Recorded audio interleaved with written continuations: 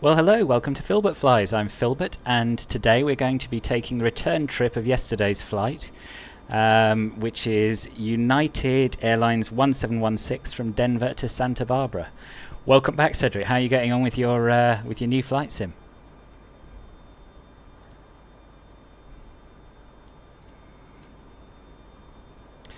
So we are here at gate Alpha 33, which is where we parked yesterday. This particular aircraft has been flying all over the United States since then, but it's back now, and we are in it back to Santa Barbara. As you can see, glorious colours in the sky this evening. The local time for departure is going to be 7:46 p.m. and I'm going to just double check that I've set the time correctly. Yeah, 7:36, that's close enough. So takeoff should be 7:46, but the real world flight seems to vary widely in when it actually departs. So since yesterday I have printed off my old A320 checklist, which I used to use with the FS Labs aircraft in FSX, and hopefully we will have fewer problems than we have in the past, because it will make me actually methodically check things and I won't be slamming the aircraft into the runway like I did yesterday because I didn't have my flaps out. Right, let's get set up. So as you can see, we are powered on, batteries are on, connected to the external power, and we've got our nav and logo lights on. So we're all set for power and lighting, as we should be at the moment. And it's time to start setting up the FMGC. So if we go to the Init A page, you will notice that our from and to are already programmed in, Denver to Santa Barbara. As usual, I planned this using SimBrief. You'll find a little tutorial on how to use SimBrief and import a flight plan into MSFS on my YouTube channel. So all we need to add is the cost index. If we go to the flight plan page, you'll see that we are anticipating a runway 16 right departure. But what we'll do is get our ATIS and get our clearance to see how we're doing weather-wise and which runway we'll be heading towards. Denver Airport information, India 0100 Zulu. Wind calm. Visibility, tree. Sky condition, few clouds at 1,100 feet, few clouds at 4,100 feet, few clouds at 12,400 feet. Temperature, 16. Dew point, 10. Altimeter 29.908. ILS runway 16 left, ILS runway 16 right, ILS runway 17 left, and ILS runway 17 right in use. Landing and departing runway 16 left, runway 16 right, runway 17 left, and runway 17 right. VFR aircraft say direction of flight. All aircraft read backfold short instructions. Advise controller on initial contact QF India. Excellent. Denver Airport information, India 0100 Zulu. I didn't copy the QNH. Let me just get that. Sky condition, few clouds at 1,100 feet, few clouds at 4,100 feet, few clouds at 12,400 feet. Temperature, 16. Dew point, 10. Altimeter 29.908. 29.98. Right. 29.98 in here. And the winds are calm, and they are using the runway 16 and runways 17 for departure and landing, so that's good. Request our clearance. United 1716 ready to copy IFR clearance to Santa Barbara. United 1716 is cleared to Sierra Alpha November Tango Alpha Bravo Alpha Romeo Alpha Mike Uniform November India Airport is filed. Takeoff runway 16 left, climb and maintain 16,000 feet. Departure frequency is 126.1 squawk tree 527.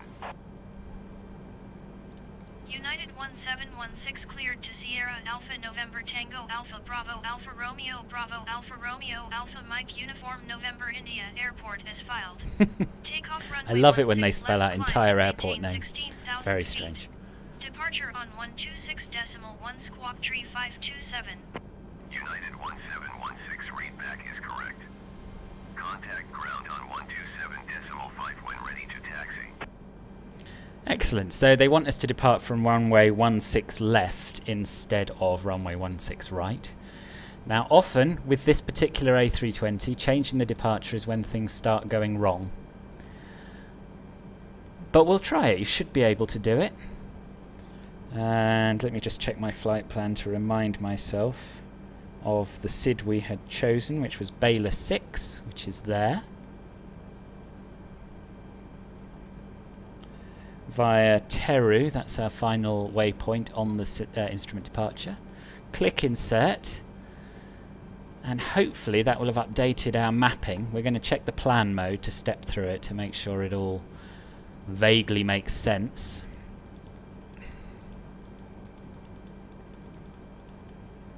Yes, no crisis so far. We're doing very well. So, so where was your first flight, Cedric? Where was? I know you were doing some training, but where did you? Where was your first proper flight from and to? Right, switch back to ARC mode. So we've done our init A page. We'll do our zero fuel weight centre of gravity, which I made a note of from the flight planner, and it was 25.06. So zero fuel weight 59.9, and the centre of gravity 25.1. Ah, Amsterdam to Paris, lovely. And how did it go? Right, we'll go over to the performance page. We've got our V speeds calculated. We'll change the transition altitude to 18,000. And we'll make our acceleration altitude 3,000. And our flex takeoff temperature, we'll make it 50 because we're quite a high altitude airport. Flaps 1 takeoff because we've got a very long runway. Right, so that is that all programmed in. And I'm going to take a moment here to consult my before start checklist. So cockpit prep completed, signs on an auto, that's the seatbelt sign and the no smoking sign, which of course are in op in this plane. ADIRs are set to nav. Fuel quantity. Well, we don't have a full fuel page here, so we do, we've got enough, yeah. I thought we couldn't see if the fuel was balanced, but we have. So we've got 8.9 tons and the fuel is balanced. The FMGS has been set. The altimeter is set to 29.98 as per the ATIS. Windows and doors are not yet closed and locked. So we will get that done. We'll get rid of... right, first we will start the APU. Then we will get rid of the jetway and disconnect external power. Setup took a bit longer than you expected, but it went fine. Apart from some minor issues with the autopilot. Oh, good, good. Oh well, if you got it up and you got it down, that's pretty damn good for a first flight, I would say. And as they say, every landing you can walk away from is a good landing. So yeah, well done for getting it working and getting into it.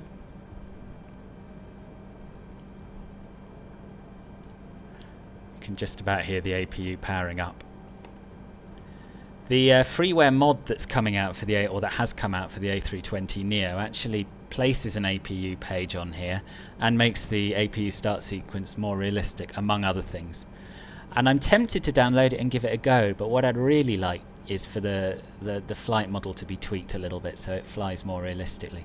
So because this is working and I can get from A to B in it semi-realistically, I think I'm going to hold off until they make some more modifications before I start downloading that add-on. But it is very exciting and good to see that people are working on it. Right, so our APU is available. We'll turn the APU bleed on. We'll disconnect the external power. And we will get rid of the jetway. Denver Ground United 1716, could you please disconnect the jetway from the aircraft?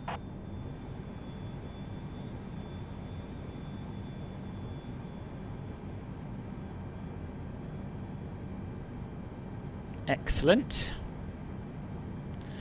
Now for this checklist item, windows and doors closed and locked, we would look down here at the ECAM, we would select the doors page and we would double check if the door is closed, but we can't do that, so we'll have a little look outside. Yes, the door's closed. Baggage has all been loaded, so they're all closed, so that's wonderful. We will now, right, so the next one, altimeter set, windows and doors closed, and armed, beacon on. Mobile phone off. I'm not turning my mobile phone off. I take realism only up to a certain point. That's a step too far. Parking brake on. And it is. Okay, so we're ready for pushback. Let me just, before we do that, get my airport chart up on Navigraph. So we want to push back with the nose to the left, which I think... I really struggle to get my head around what they mean by left and right in this. I did it wrong yesterday. So we want our tail to go to the right. Is that as he's looking at it? I'm going to try a right-hand push-back turn, and we'll see how that goes. Requesting pushback. United 1716 pushback request accepted.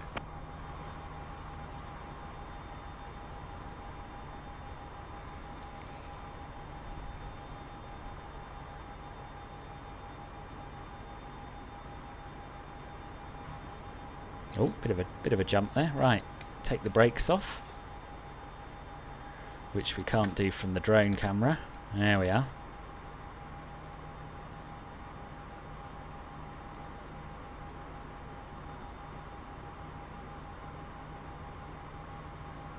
What do we reckon? Turn right? We'll wait till we get a bit further out. Worst case scenario, you tell them which direction to steer to. Okay, so they will be steering their tug to the right, which will push our tail to the left as we're looking at it at the moment. So I think that's what we want.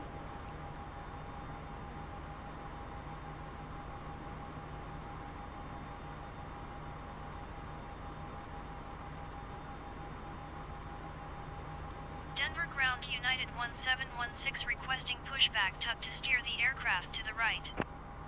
Ah, you're right, Cedric. I'm impressed. I'll remember that.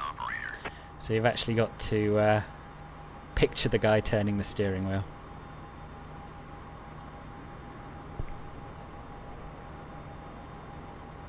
I cannot wait for a GSX pushback add-on, so I don't have to do any steering at all. Denver ground United 1716 requesting the end of pushback. United 1716 request to end pushback received. Great, so we'll reapply the parking brake and we'll get our engine started. So we've got our APU bleed on, so engine mode selector to start. Start engine 1, start engine 2. Yeah, it does work. It does work.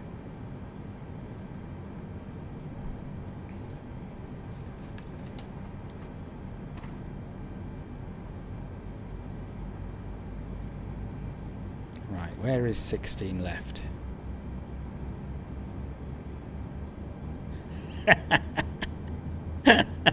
Oh, we wanted to go the other way.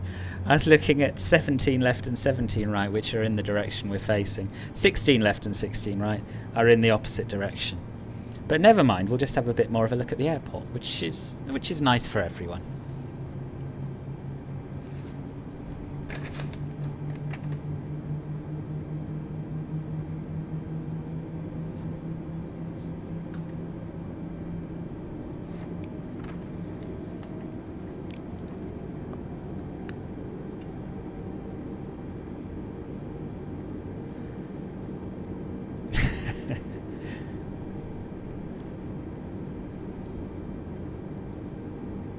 One step at a time. I'm trying to sort my flying out with this checklist. Navigating around airports, that could come at a later date, eh? Good. I'm pleased you wanted a tour. I haven't seen much of it either, so it'll be nice for everyone. Right, so our engines are stabilised, which means we turn this back to normal. We turn the APU bleed off, and we turn the APU master switch off, and we can turn our taxi light on. And we'll do the after start checklist. Anti-ice, not required at the moment, I don't think. ECAM status, checked, fine. The ECAM doesn't display much anyway. Pitch trim set, right, so we want to be 0.7 nose up. And I calculated that with a conversion chart that I found on a forum somewhere, which basically converts your center of gravity, your Mach figure, to a pitch trim setting. Rudder trim 0, I'll be down here, 0. Good, and we will set our takeoff flaps, and we'll get our taxi clearance.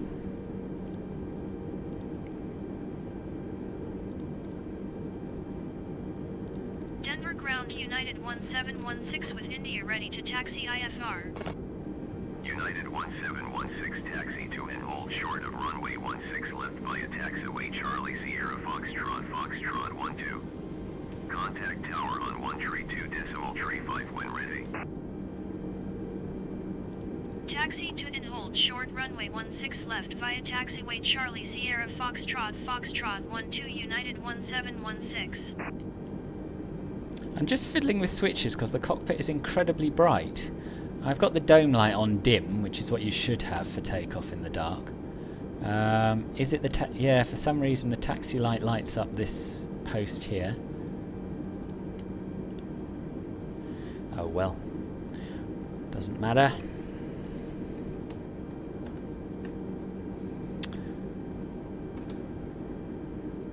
Right, let's get moving. Parking brake off. Bit of power. Charlie Sierra Foxtrot and Foxtrot 12.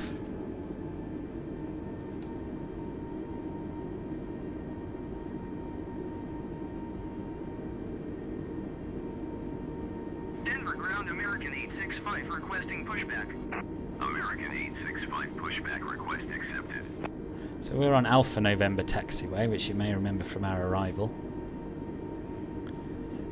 And that does not, unfortunately, connect with Charlie Sierra.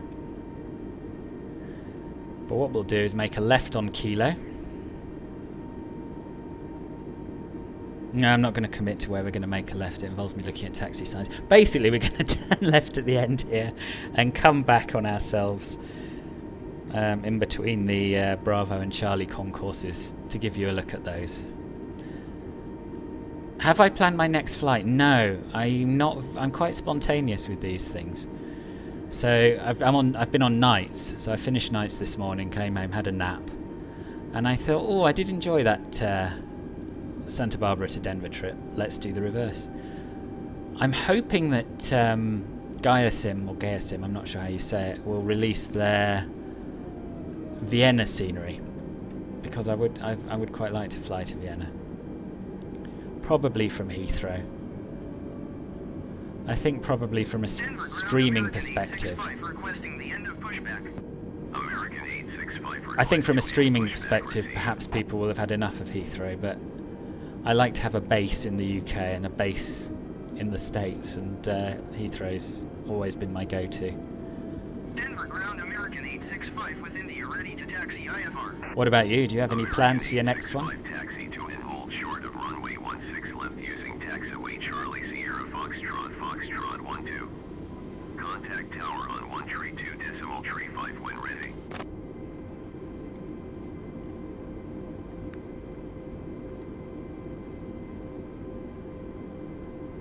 Taxi to and hold short runway 16 left via taxiway Charlie Sierra Foxtrot 12 American 865.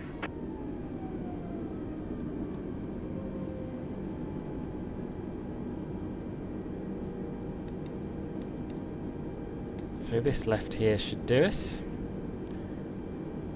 and will probably be Kilo. 865 hold position, caution the generic on final.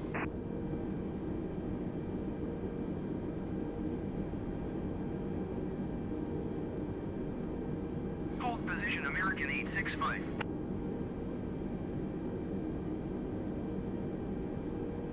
Oh, nice. Yeah, I think it's nice to have a base that you're personally familiar with. So if you know Schiphol, it's a great airport with so many destinations to choose from. Why not go to and from there? Have you downloaded the livery pack? Are you flying the KLM livery? Or not? Don't know if KLM operate A320s actually.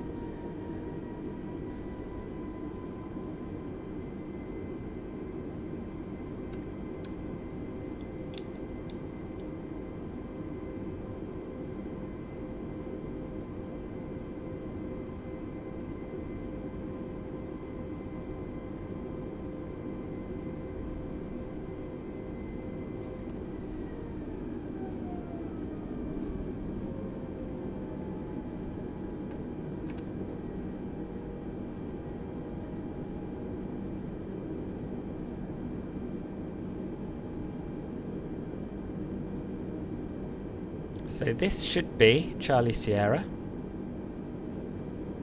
I think.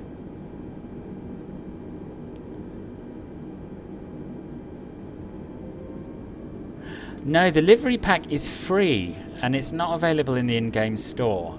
But if you go to the official Microsoft Flight Simulator forums, there's a link to it from there. So it's forums.flightsimulator.com, I think, and then you go to the aircraft category and the airliners subcategory, and it's a pin post at the top.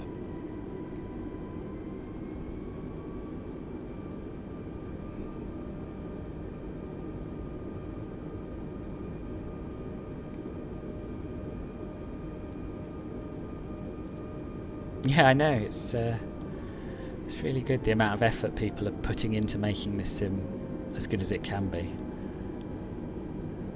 So in the past we've always had we've had X-Plane and we've had Microsoft Flight Simulator X or P3D when Lockheed Martin took it over. And I think that people who are developing for both those platforms are all sort of coming together in this new sim because everyone's so excited about it. So it should mean that we'll have more freeware and more payware stuff than ever before, hopefully. Although obviously X-Plane is still alive. Both those sims are still alive and kicking. There will be people using them for years to come.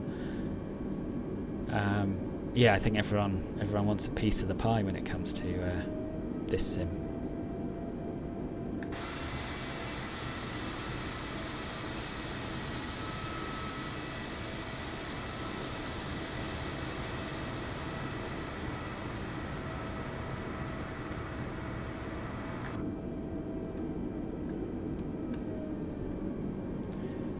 Right, and Foxtrot be the outer taxiway here.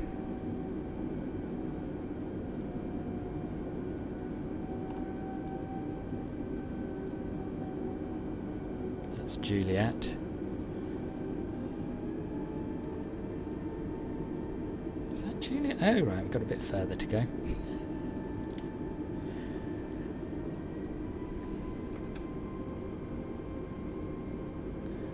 I tell you what though, given the complexity of this scenery, the fact that I'm getting smooth frame rates and so far no stutters is incredible.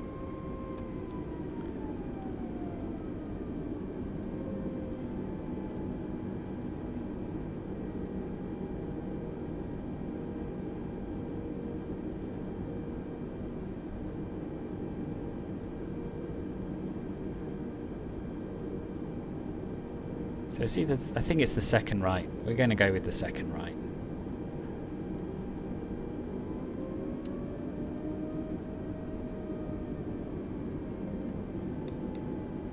Yeah, it's encouraging, isn't it, the community?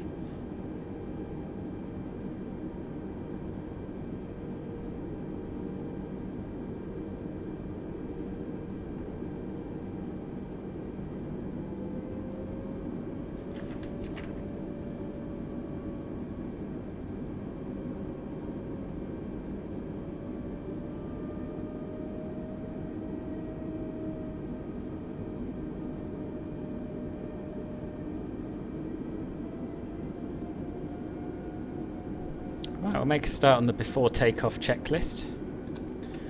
While we're taxiing in a long straight line, try and add a bit of power so we keep moving. Flight controls, checked.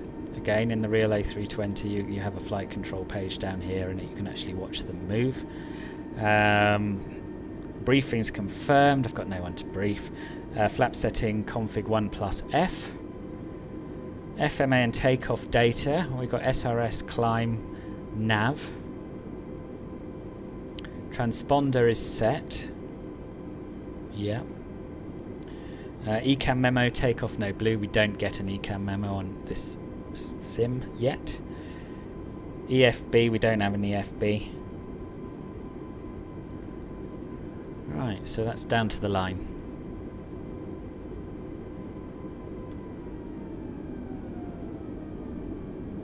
Oh, right, yeah. I've done a bit of flying in real life. I had a few lessons. And I did enjoy it, but the money got on top of me. It's something I'd like to take up again at a later date. But I love simming. I love this sort of thing. It's yeah, it's a lot of fun. Are you sure your colour blindness would be an issue? Have you looked into it? Because I know that certainly our medicals, our CAA medicals, which are the same across Europe because of EASA, there are different levels, and while it might be a problem for commercial flight, it might not be for private flight. I don't know. I don't know much about it. Just a thought.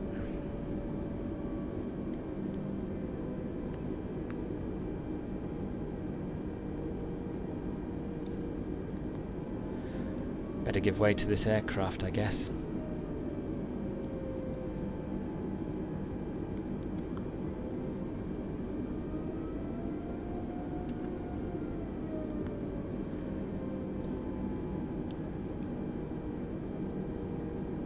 It's a big old airport, isn't it?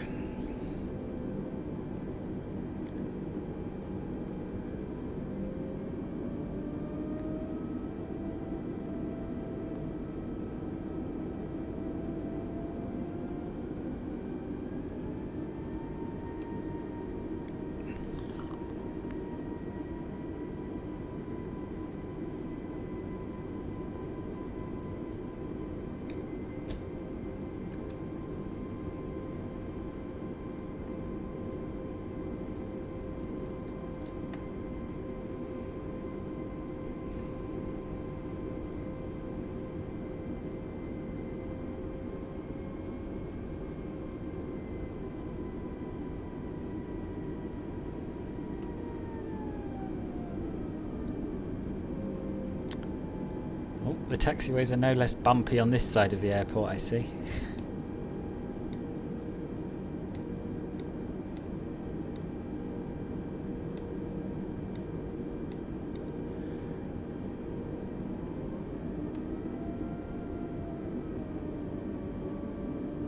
Oh, I see.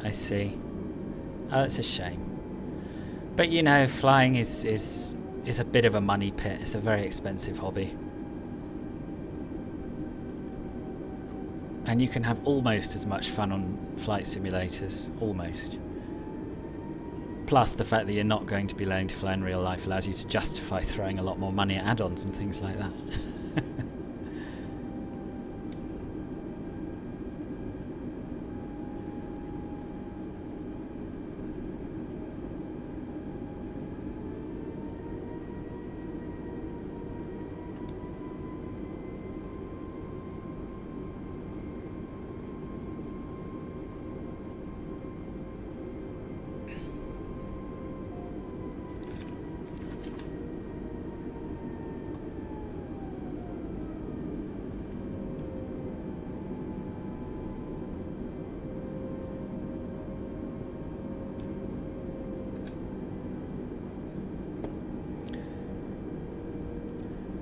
So Foxtrot 12 is the little taxiway right at the end, which leads up to the holding point at the threshold of the runway. 16 left being this runway directly to our left. So presumably we'll be given clearance after this aircraft departs. While we wait, we'll tune the tower.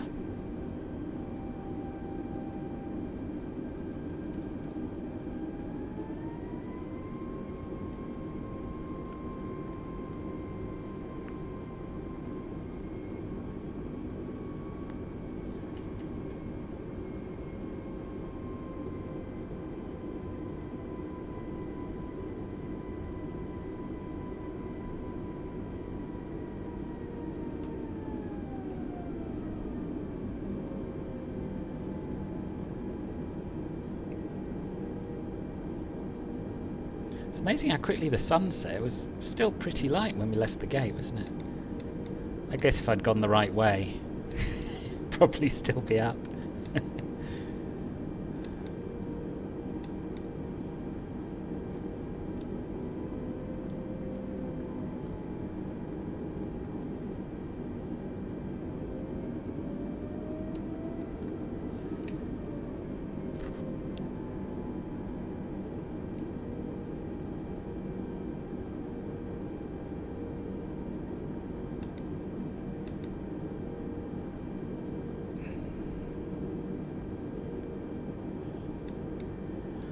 So one of the things we haven't done, because it would ordinarily appear in the ECAM memo to remind us, is set the auto brake to max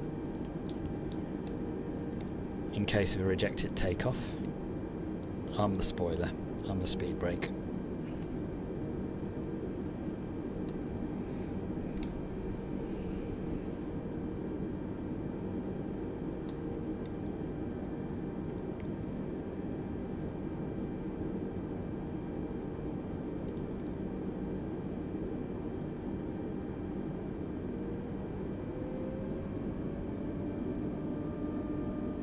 What I'm hoping will happen soon is that someone will release, and it'll probably be a commercial product, but someone will release real aircraft models with real liveries, so that these generic liveries and generic aircraft types can be replaced.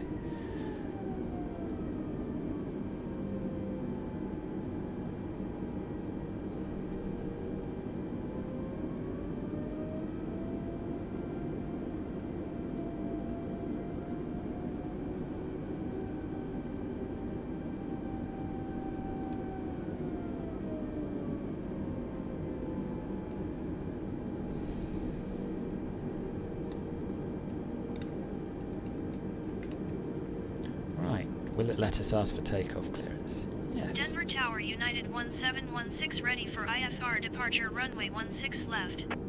United 1716 cleared for takeoff runway 16 left. I think we might wait for the departing aircraft, which ATC seem to have missed.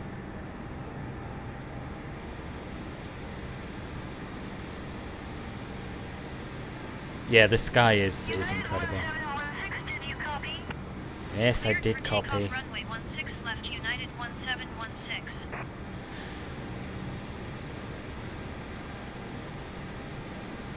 Let's watch him leave, and then we'll do the before takeoff checklist below the line, and then we'll be away.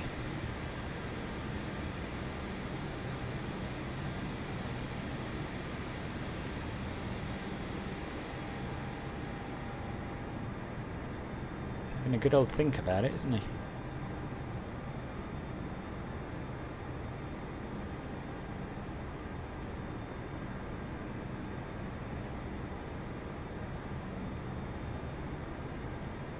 Go on then, don't make me take off through you.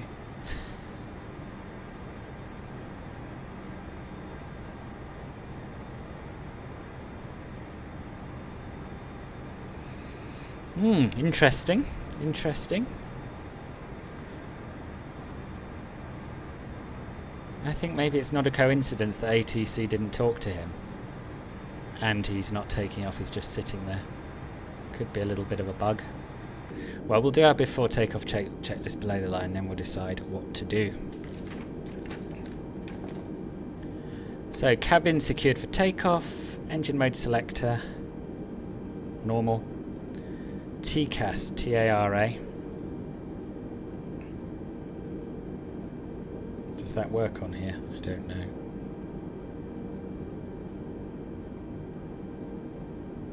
I also can't remember where it is.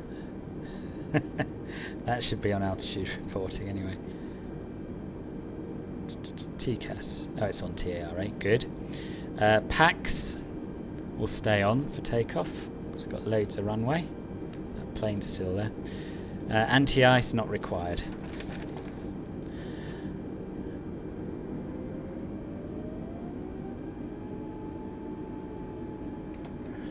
Okay, so runway entry will turn this to takeoff.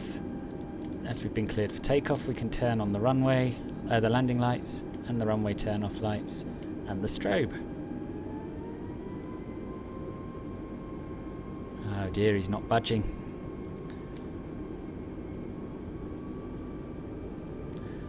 Fortunately, collisions with AI aren't really a thing in this sim. They just dissolve as you pass through them.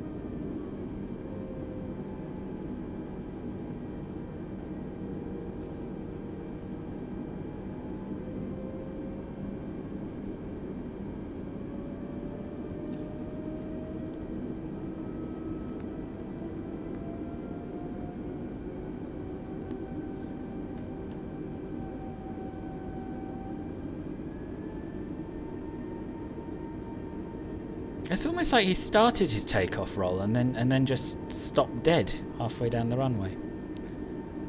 I'm taxiing very slowly in the hope he will disappear, but I don't think he's going to. Right, flight director on.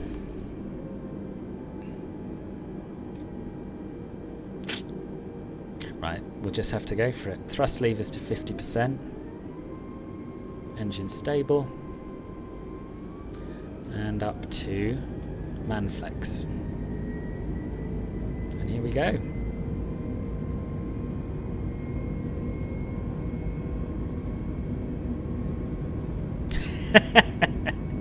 Yeah.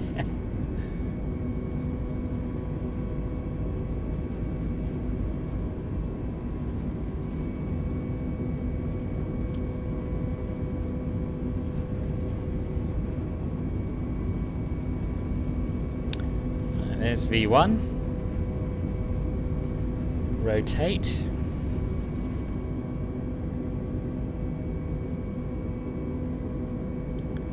Positive rate of climb. Gear up.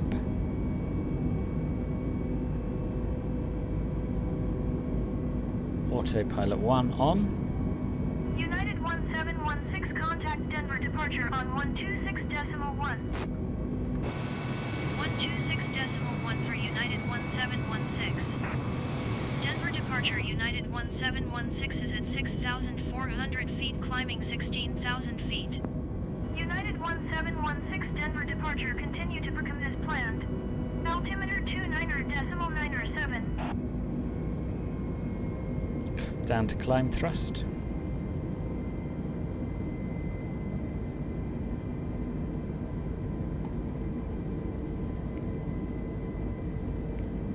So the altimeter's changed, 2997.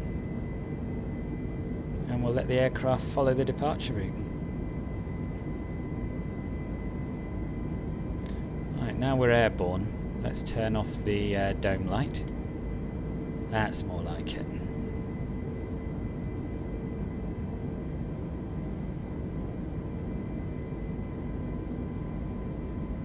So S-speed flaps up.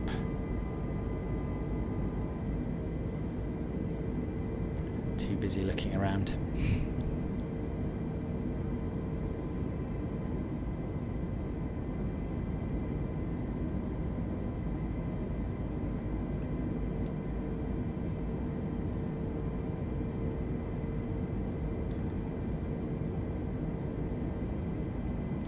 Now what we should have done when we were setting up the performance page for takeoff, we actually should have put the thrust reduction altitude and the acceleration altitude above the airfield elevation, which is about 5,000 feet here. But somehow the aeroplane knew what we meant anyway, which makes me suspect that Asobo made the same mistake. Okay, so 10,000 feet, we turn our landing lights off.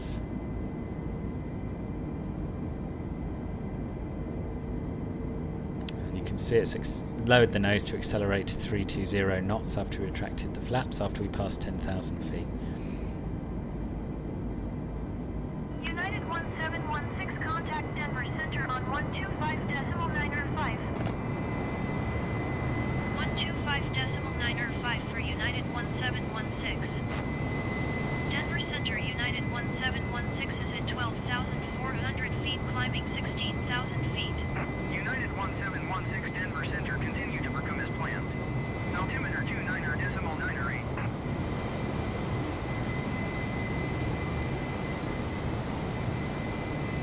bad, eh? Not bad night lighting. Presume this is downtown Denver.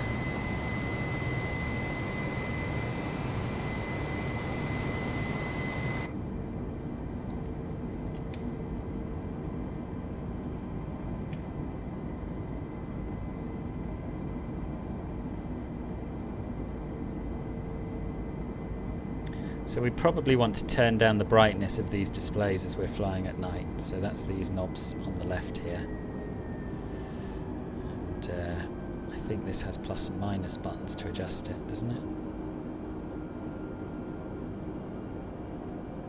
Yes, but they don't work. Never mind. Should be able to do the same with the ECAMs. Climb and maintain flight level 260. Climb and maintain flight level 260 United 1716.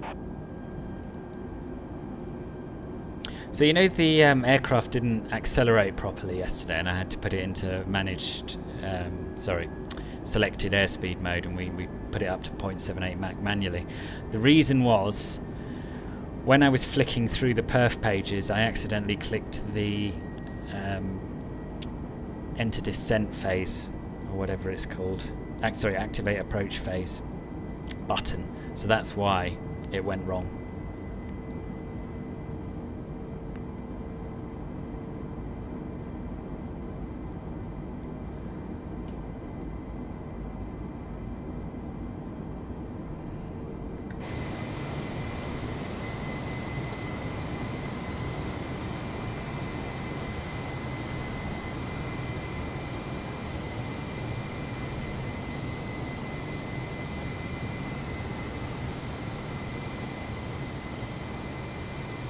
Some of the textures are super sharp. Like on these buildings here, they're pretty sharp.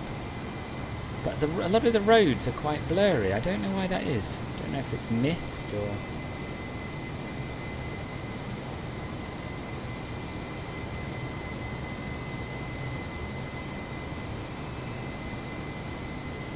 I mean, I think the ATIS did say we'd have like 3 nautical miles visibility, so it could be just misty. Let's be charitable. Let's go with mist. A clever simulation of the effect of mist.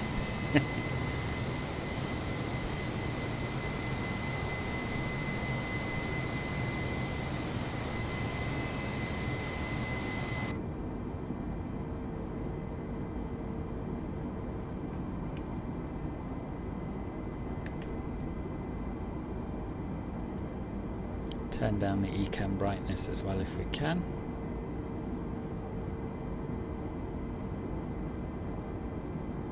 Can the FMCs be changed? No.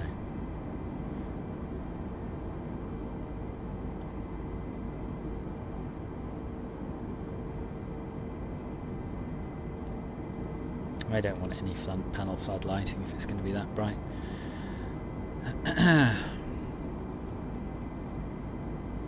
Seems about right to me.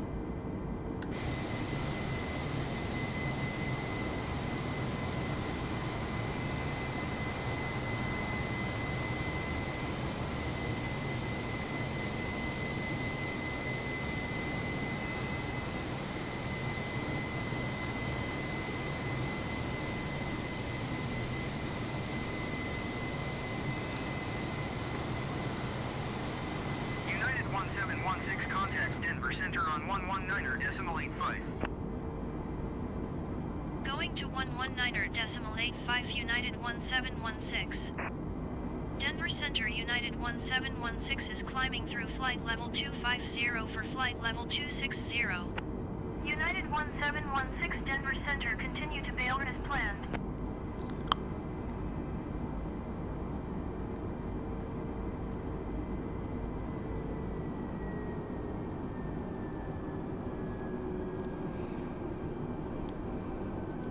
And I forgot to set standard pressure as we passed 18,000. But fortunately, we're very close to standard pressure anyway.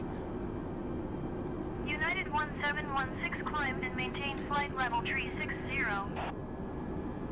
Climb and maintain flight level 360 United 1716.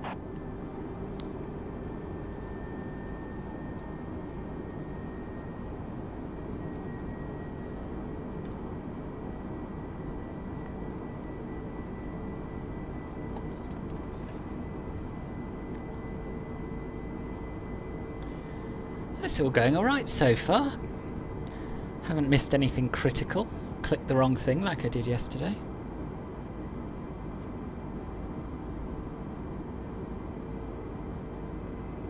Famous last words, eh?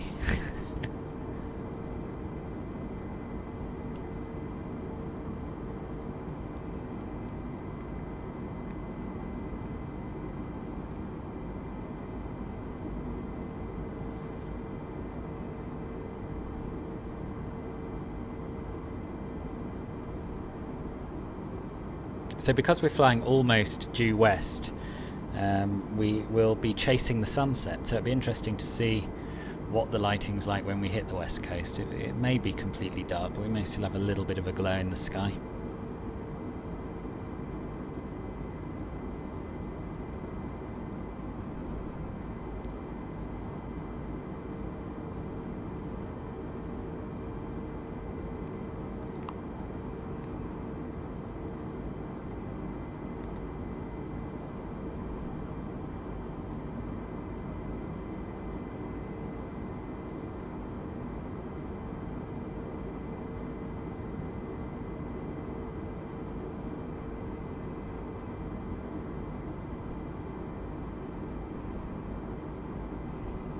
So we're following a similar routing to what we did yesterday from Santa Barbara to Denver. We're slightly north of yesterday's track, and then after the top of climb we're going to be passing over it to the south.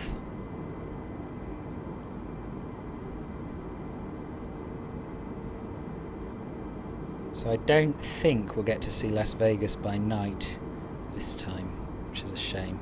No, we'll be to the south of Las Vegas. But we will get a good look at the Grand Canyon National Park, so that's exciting.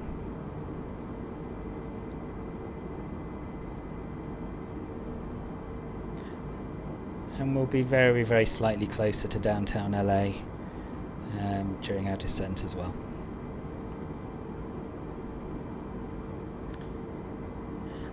Yeah, I think you can have engine failures in this sim. Yeah. It would have been funny. But I don't have any failures turned on. I think it's an option that you have to select. I don't know. It's not something I've ever really used, to be honest, failures, because they're so rare in the real world that my few simulator flights, I'd rather they all went as smoothly as possible. But I know some people love them. The FS Labs Airbus in FSX and P3D had really good failure simulation, had all sorts of things that could go wrong. And the FS2 Crew add-on, which gives you a virtual co-pilot to talk to, had various emergency checklists to run through, and yeah, so people had a lot of fun with that. I didn't. I just did very serious flying from A to B with nothing going wrong at all.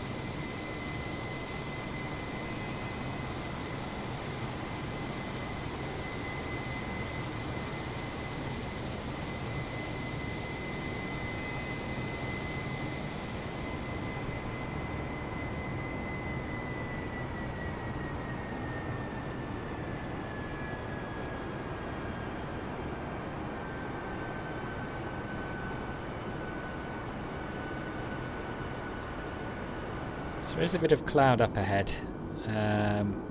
What's the temperature like? SAT is -21. We'll put the wing anti-icing on. Sorry, the engine anti-icing. I don't think we need wing anti-icing.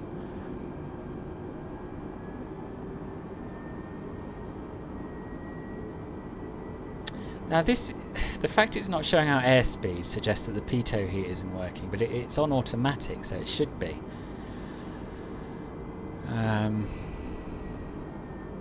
Probes and window heat. Well, we'll turn that on and see if that fixes it. Yes, it has. Not very realistic. And why are we turning to the left? Why are we turning to the left?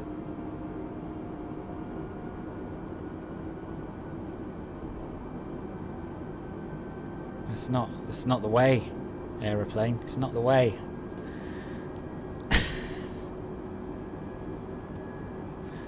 Okay, we'll have to give it a heading.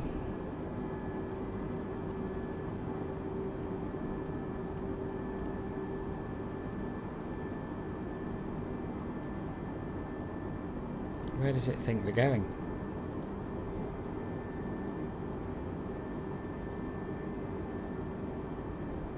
Oh, you know, I said it went really well when I changed the departure runway. Contact Denver Center on 134.5.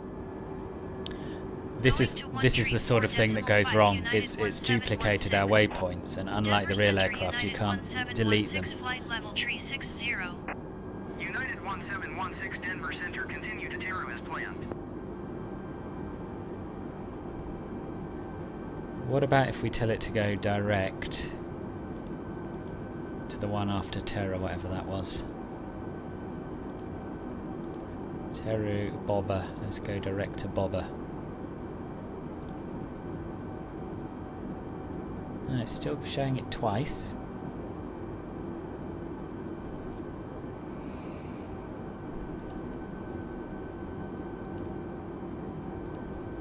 Yeah, I really hope they patch this as well.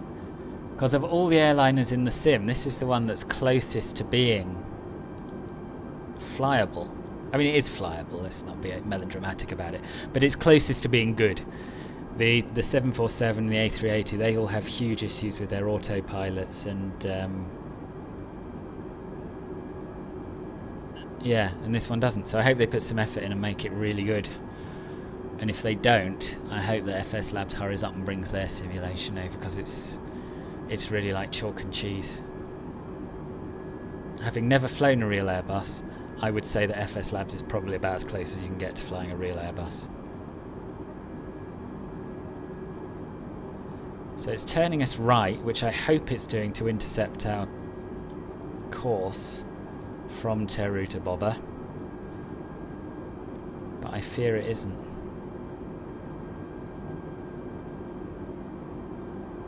We'll see. When we cross the line, if it turns us left, then all might be well. Otherwise, we might just have to fly headings for the rest of the flight, which would be a pain.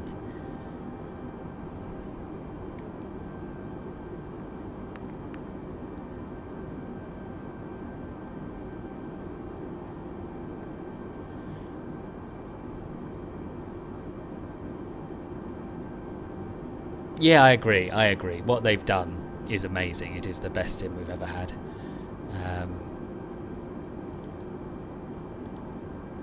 I just do want airliners that work as they're supposed to. But I'm certainly not one to moan.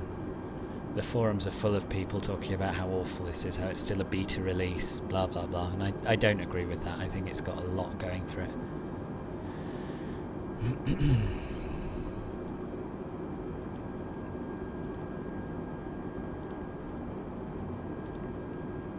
Ah, it is letting us delete waypoints.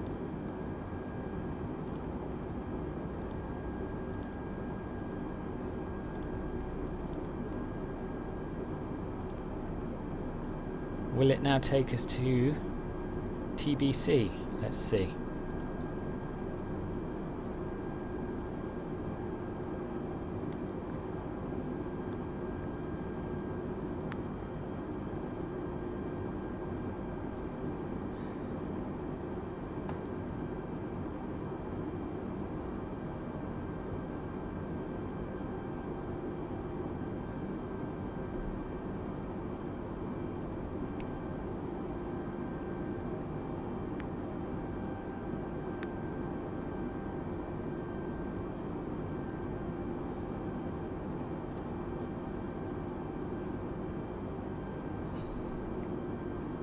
So we should really have a green direct to line, but if it flies the right heading, I will be happy. Oh, go on, level out.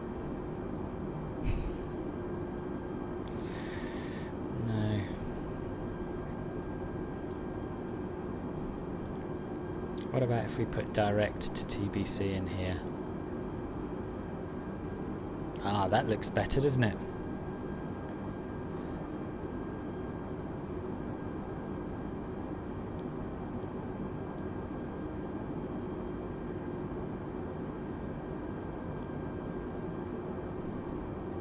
Yes. I think we're in business.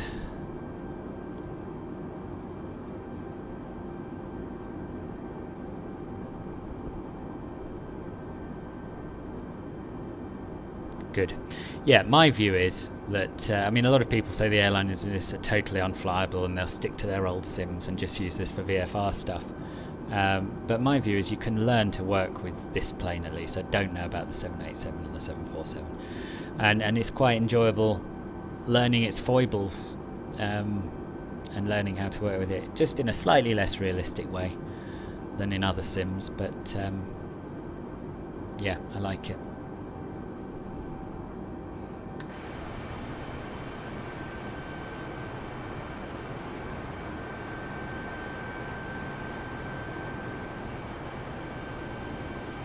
United 1716, contact Denver Center on 125.35. Going to 125.35 United 1716. Denver Center United 1716 flight level tree 60. United 1716 Denver Center, continue as planned.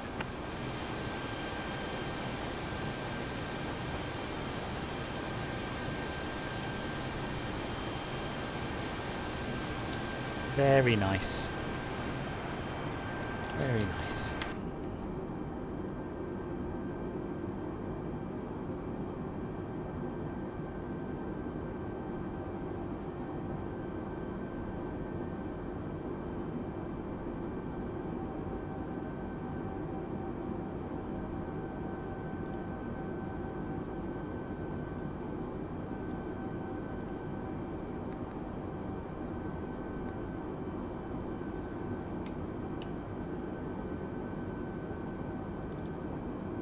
UPS 9060, descend and maintain 10,000 feet.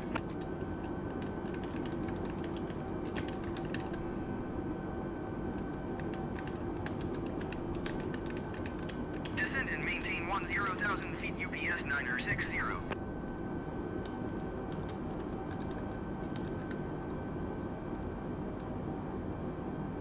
Well, now we're safely in the cruise and the aircraft seems to be behaving itself. I'm going to nip off, make myself a bit of lunch, and I'll be back in time for the top of descent, if not before. So I will see you shortly.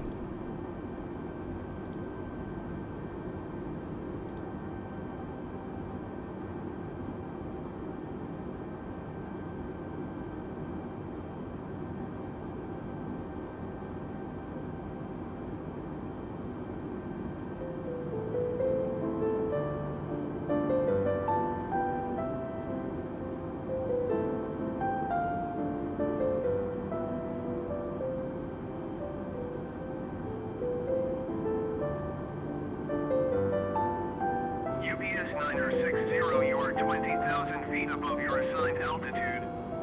Descend and maintain 10,000 feet.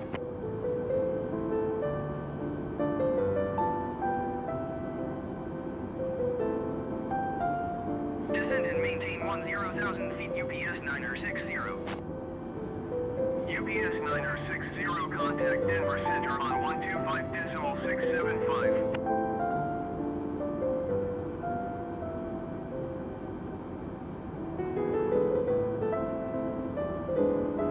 125.675 UPS 9060.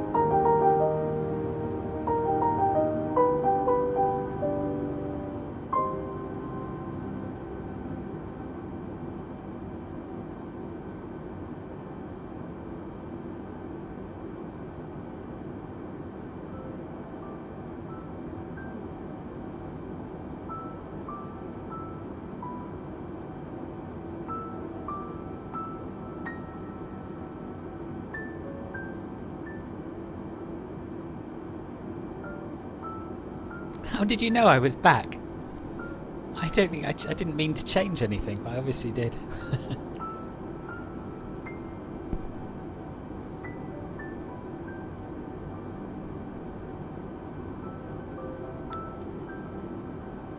Ah, right, yeah. That'd be it. Anyway, yes, I am back, but I'm eating my lunch, so you'll have to excuse the chewing noises. Actually, I'll mute myself while I eat.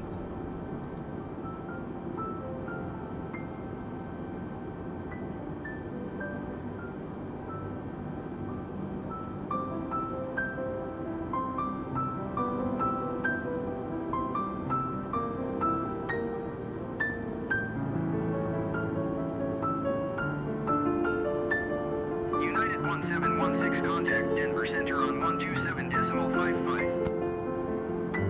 127.55.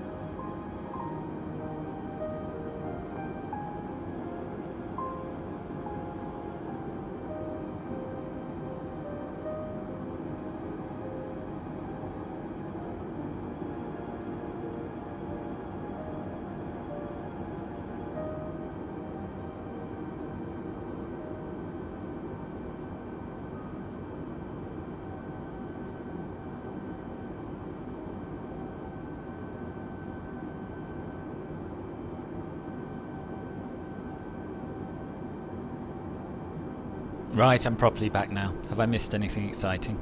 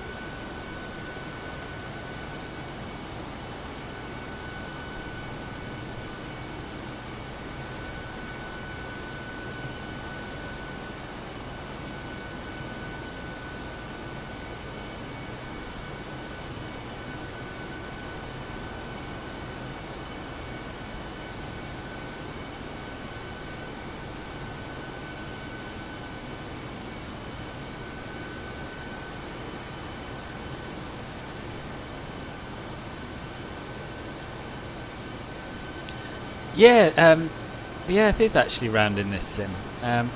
It's probably not so clear at night time, but certainly during the day, if you've got enough altitude, you can see the curvature of it.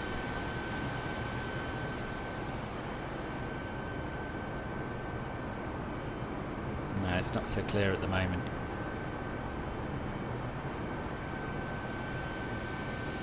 But yeah, if you climb up high enough and you have a clear day with a crisp horizon, you can definitely see it.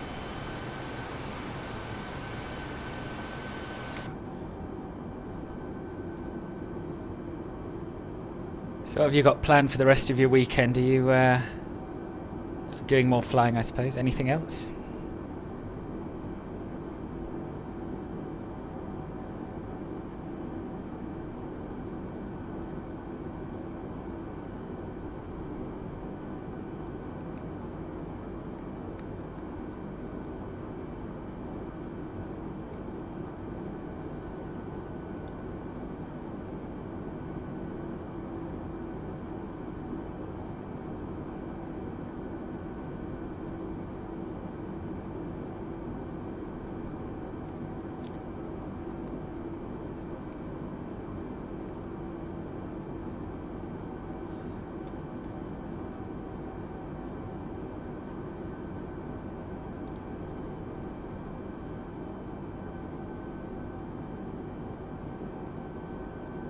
Oh right, good for you. What are you studying for?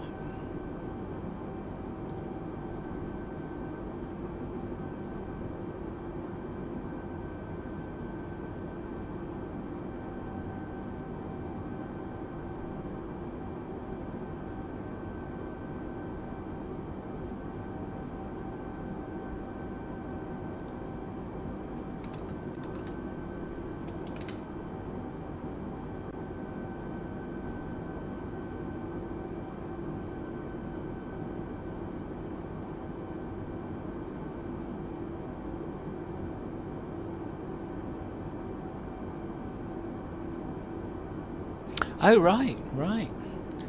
So when are your final exams?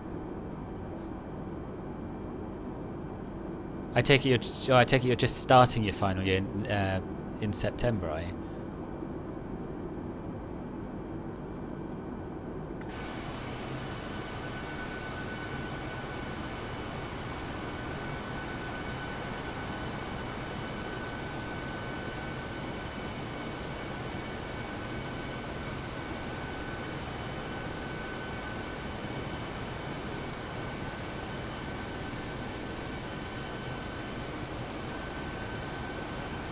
Oh right, not too long then.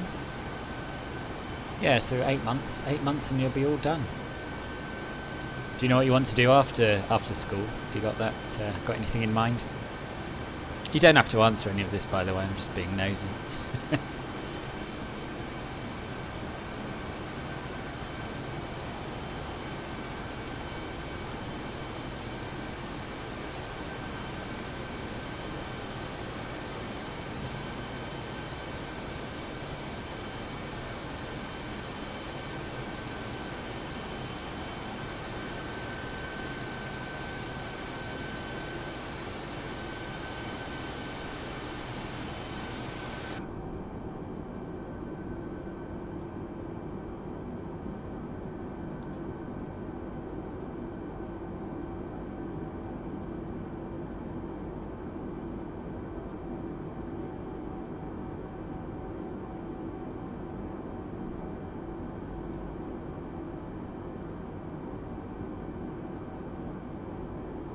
Okay, cool.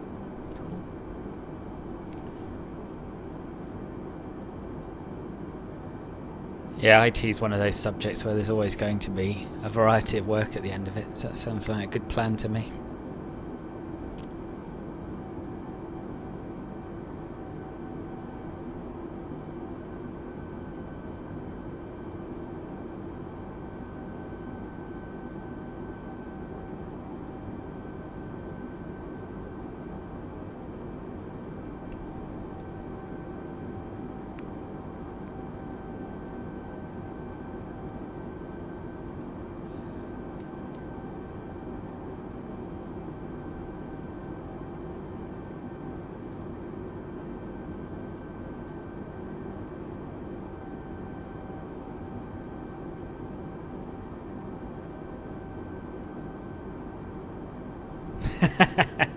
You mean Flight Simulator isn't enough of a reason? No, it's true, it's a good point.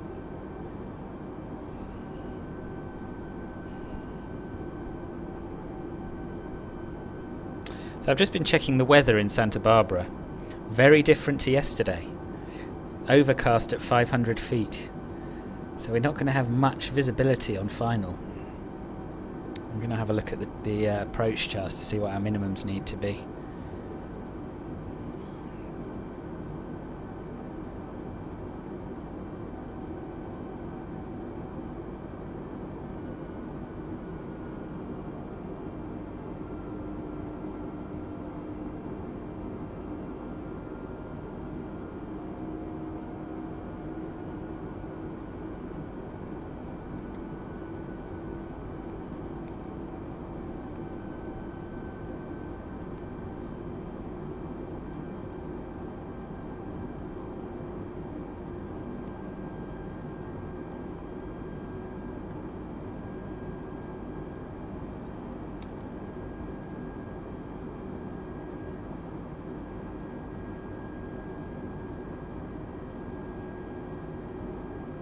Okay, so for the ILS approach to runway 7, our decision altitude is 313.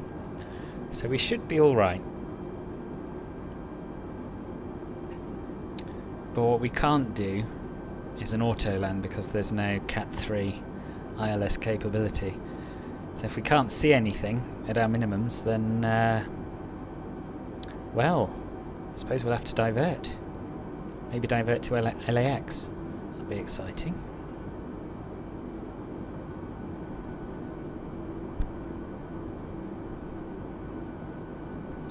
Exciting in the sense that I don't think the built-in ATC will do much for us. I don't think you can ask for a diversion on here. But maybe if we manage to program it in the FMGS, they might.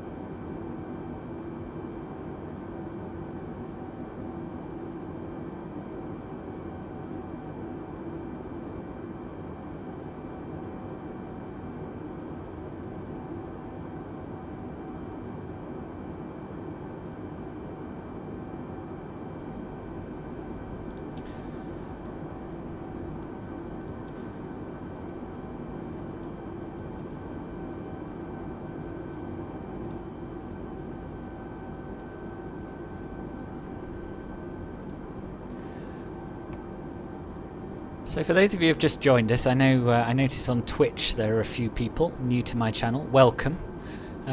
We are flying at the moment from Denver to Santa Barbara, as you will have gleaned from the description. We did the outbound leg yesterday, and now we are doing the return, which is obviously a dusk/night flight.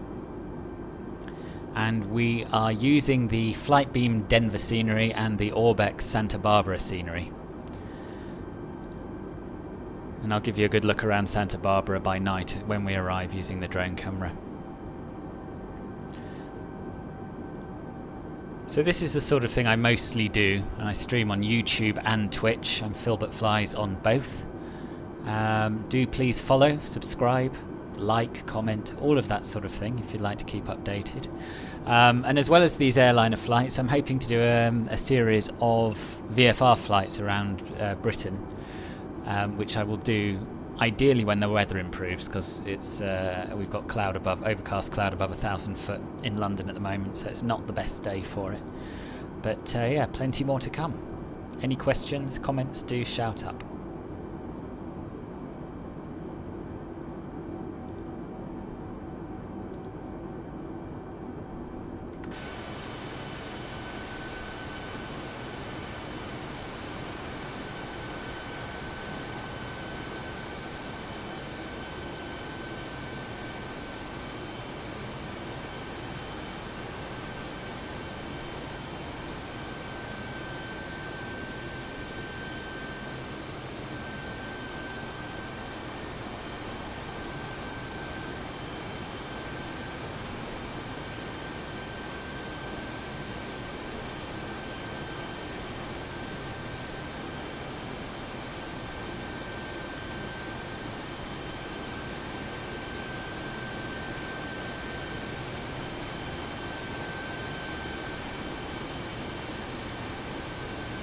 So that's interesting. I had the Twitch window open to make sure the video was broadcasting and to have a nose at who was about, and it caused a lot of stuttering. So I wonder if that's been causing some of the other stuttering problems I've been experiencing, having either the YouTube video window open or the Twitch stream window.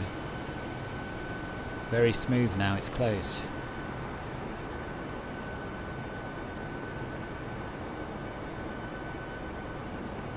Stream sniped. I don't know what that is, Cedric. As you know, I'm very, very new to this. Fill me in.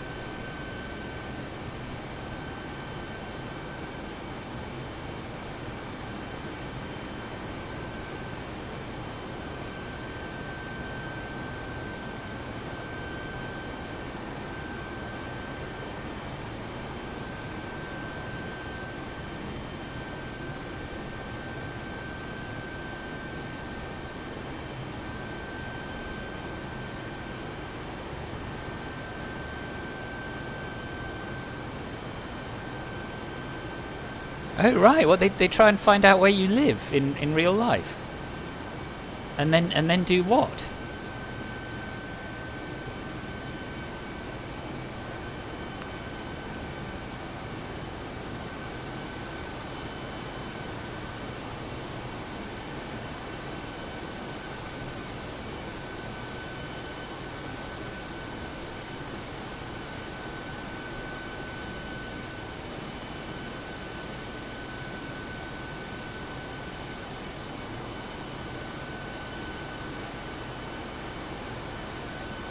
Oh, okay, that's less scary than how I interpret it.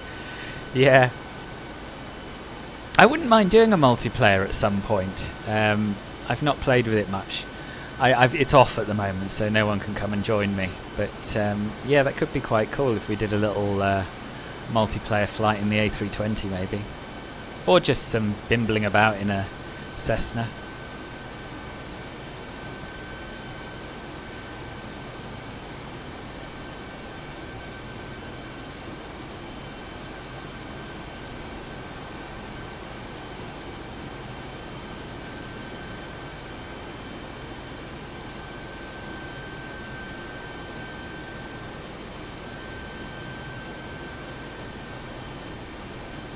I have seen some people on YouTube actually just join the live server and invite all of their viewers to fly in with them.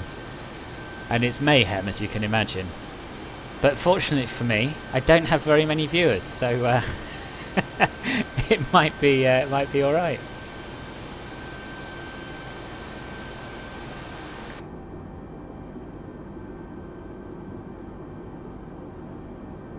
Oh, it's gone haywire again.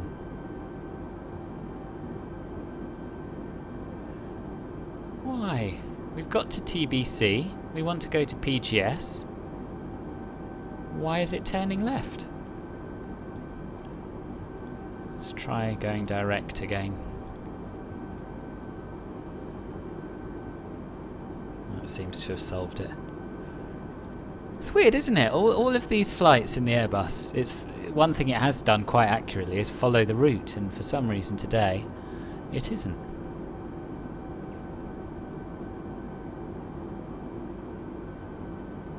Yeah.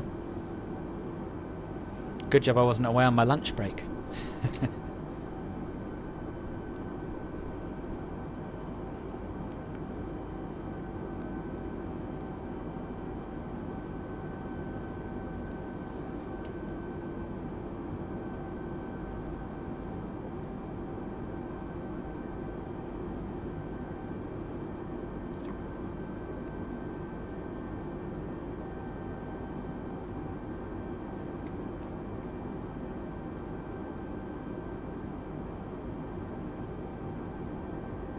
So we're over halfway now.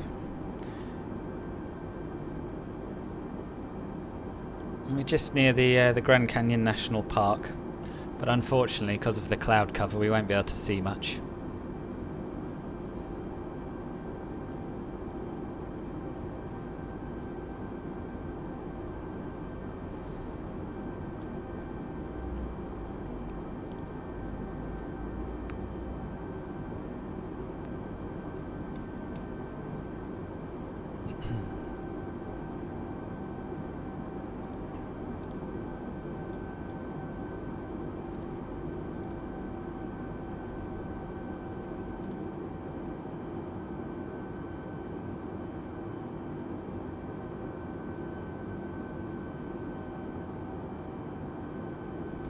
Yeah, exactly, and this is why I never get bored of flight simulation, because you can do the same route on multiple days, have totally different weather conditions, different lighting. Every approach is a challenge, even when you've flown into an airport before. So yeah, just it keeps on giving.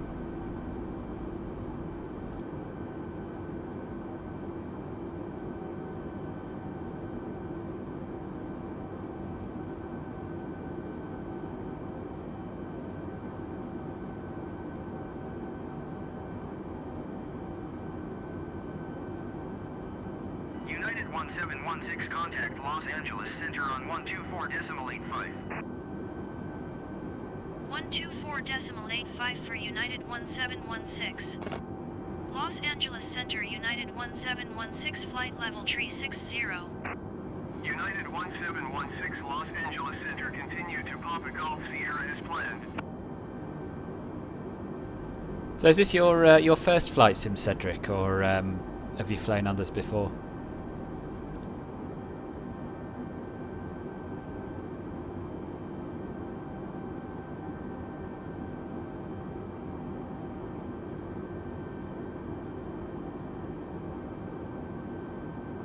Ah, cool. My first one was Microsoft Flight Simulator for Windows 95, which was quite some time ago now. And things have just got better and better, but this is, in terms of graphics, this is a huge leap, huge step up. It's a good time to be alive, it's a good time to be getting into flight simming.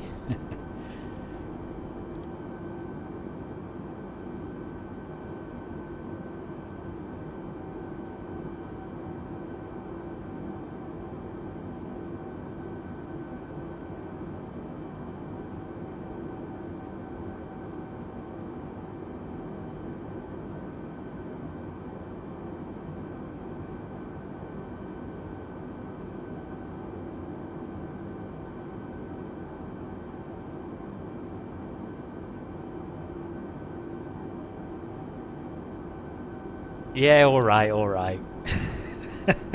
Some of us are that old.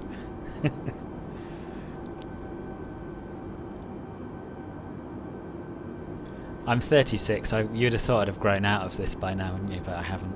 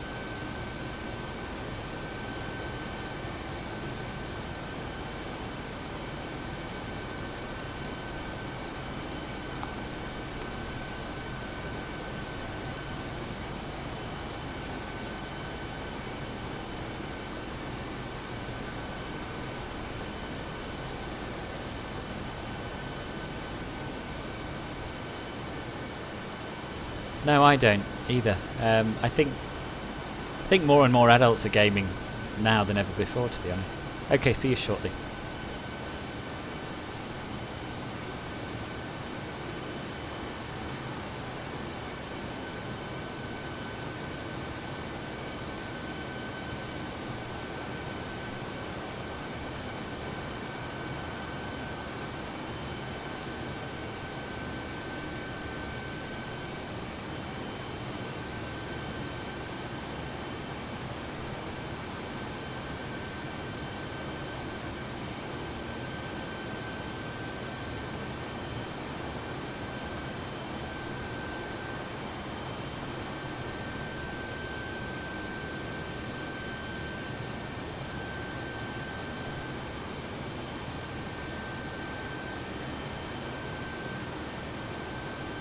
American 1566 descend and maintain 11,000 feet.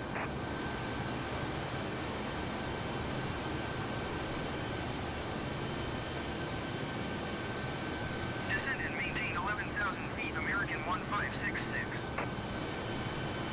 That American 1566 is en route from Las Vegas to Dallas.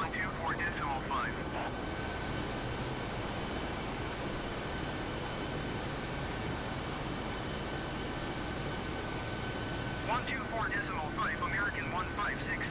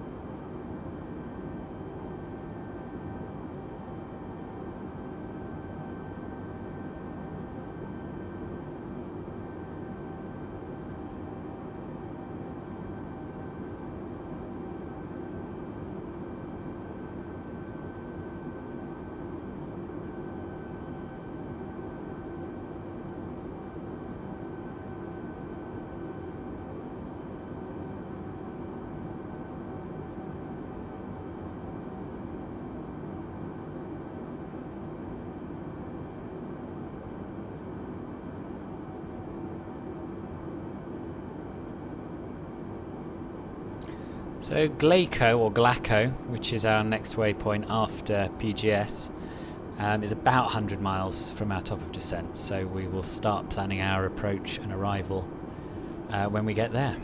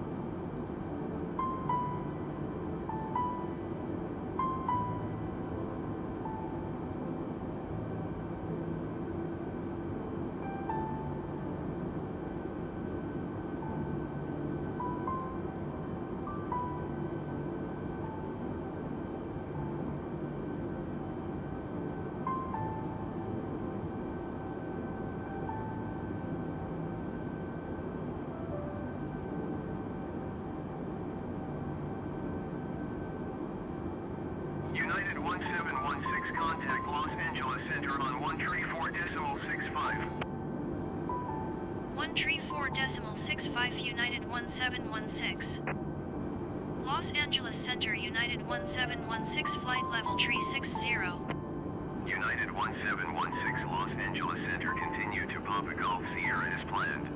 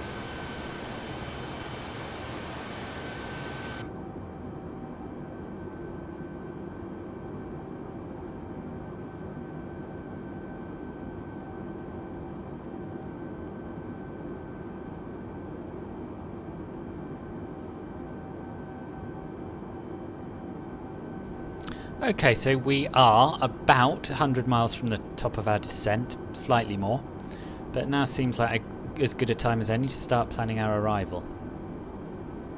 So on my flight plan, we have the Pitbull 1 arrival, and we're planning to land on runway 07. UA1716 contact Los Angeles Center on 124.625. So if we go to our arrival page here, we've already got the Pitbull 1. I'll wait for them to stop talking. United 1716 Los Angeles Center, continue to Glasgow as planned. So we've got the Pitbull 1 arrival, which has been imported from our flight plan. And in theory, all we need to do is choose ILS 07. And then we need a via point. Now I'm going to have to look at my charts for this and get back to you, because it wasn't planned.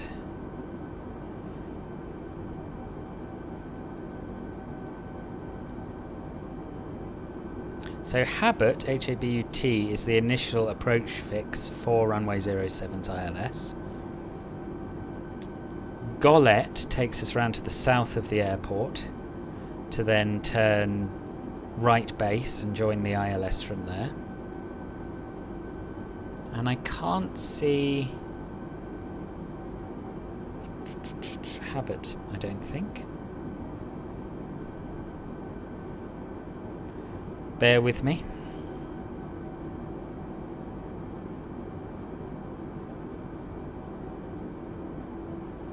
Okay, I'm just going to see if Gollet is on my flight plan.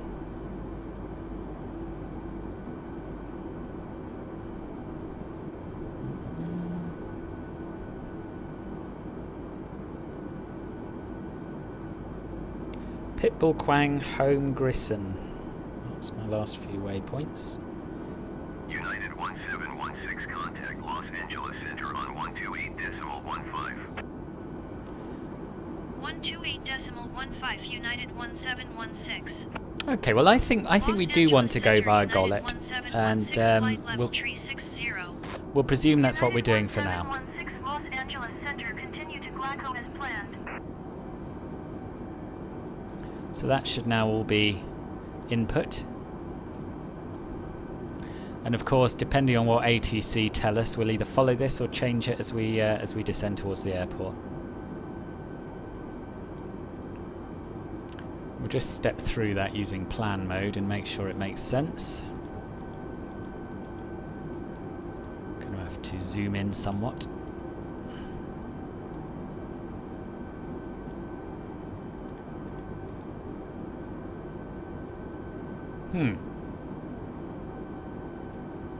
No, that doesn't really make sense, does it?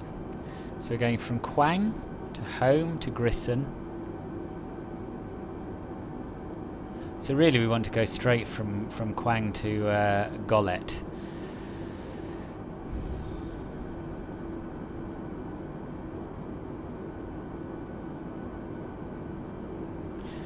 So we can delete a few waypoints to make that happen.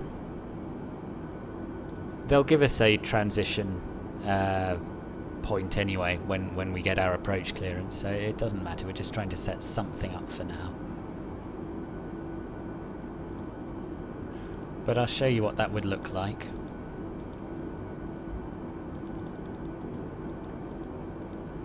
So we can get rid of Home, get rid of Grisson,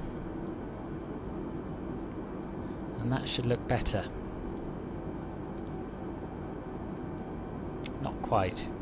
Not quite. United 1716 contact Los Angeles. Perhaps we have to insert it. Going to 132.5 United 1716. Los Angeles Center United 1716 flight level. Yes, there we are, that's better. United 1716 Los Angeles Center, continue to Glasgow as planned. So that's the routing I would like to fly. So we're routing to the south of the airport as far as Loba, making a right-hand turn and then right again onto final. So we'll see if that matches with what ATC gives us, and if not, we'll request it. And now we need to go into our performance page Oops, next phase. It normally automatically populates the descent page with a sensible managed speed of 240. And we need to fill in some weather data for the airport. So if we're landing on ILS 07, the decision altitude will be, I did say this earlier, I've forgotten. I said 313. But actually we'll be doing a straight in landing with local altimeter setting, and that gives us a decision altitude of 213, which is even better. So we'll put that in there. Unfortunately it doesn't announce minimums, this aircraft, as it would in real life, but we can keep an eye on our altitude and try and remember 213. And now we need to go back to the METAR, which I've googled and I'm looking at on ADDS. I'll just refresh it. Okay, so wind is calm. The overcast has moved up to 600 feet from 500, so things are improving slightly there. But what we need is the pressure, which is 29.87 inches of mercury.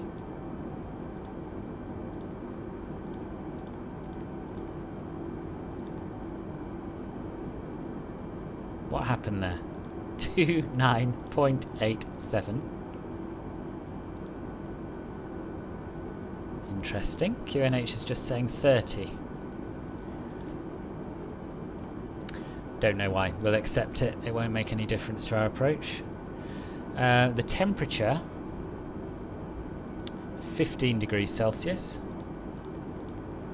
And because the wind is calm, we'll put in 000 at 0. Transition altitude of 18,000 feet. And we'll use full flaps for the landing. Excellent. So we're all set up as long as that matches with what ATC tell us to do.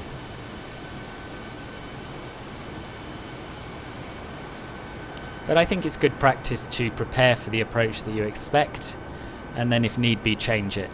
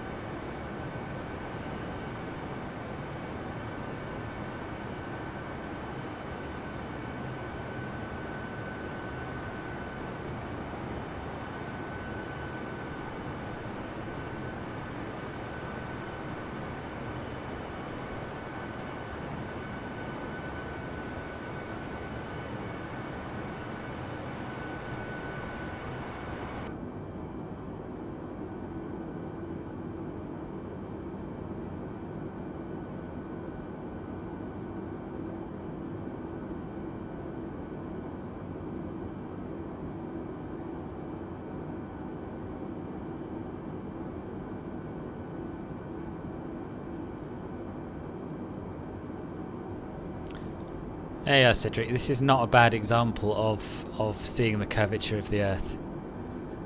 With that orange glow in the background and a reasonably crisp horizon, you can just about make it out.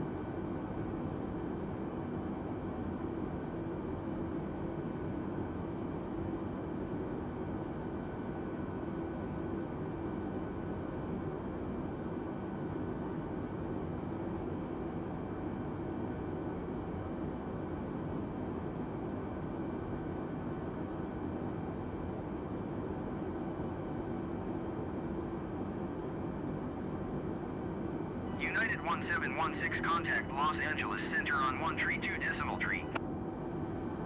132 decimal tree for United 1716. Los Angeles Center United 1716 flight level tree 60. United 1716 Los Angeles Center, continue to Freer as planned.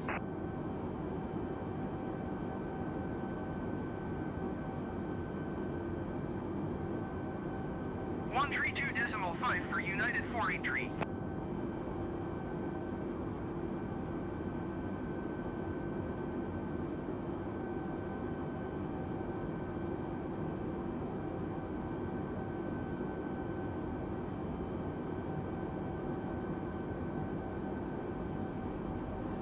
So I'm just comparing the speed and altitude restrictions in the FMGS with those that are given in the Navigraph chart for the approach. According to the chart, we should be at flight at 3,500 feet at Hay, but not 3,500 or below. Goya 2,700 exactly, not below.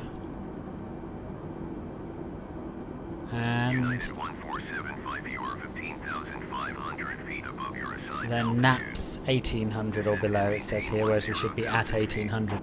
And that seems quite common. I don't know why it always puts below or above. But it doesn't really matter. It seems to follow the path, the descent path, quite nicely anyway.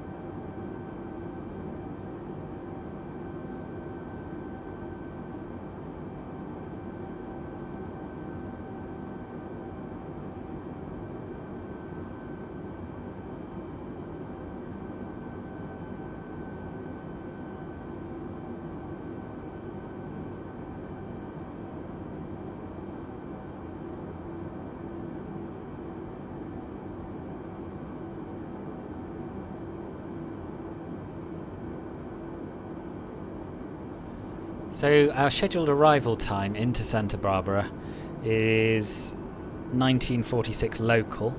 No, sorry, that was our departure time, wasn't it? 21:27 local, which is 04:27 Zulu. So we've got about another 40 minutes left to run, something like that, if we're going to make an on-time arrival. And looking at my flight plan, that seems about right from where we are now.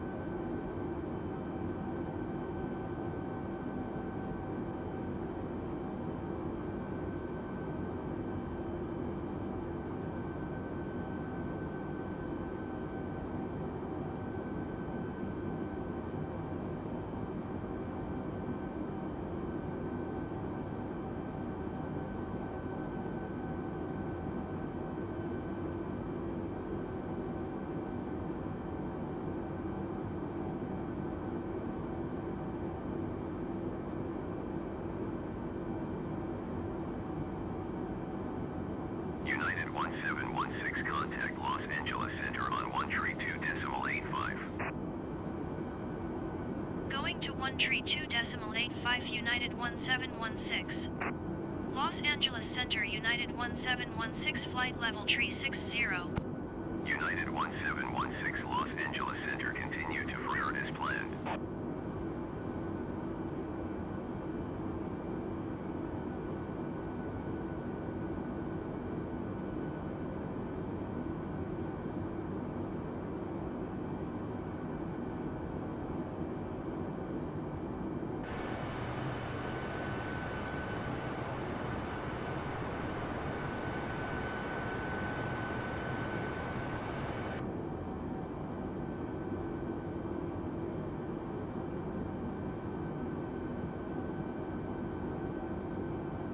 United 1716 descent and maintain flight level 220.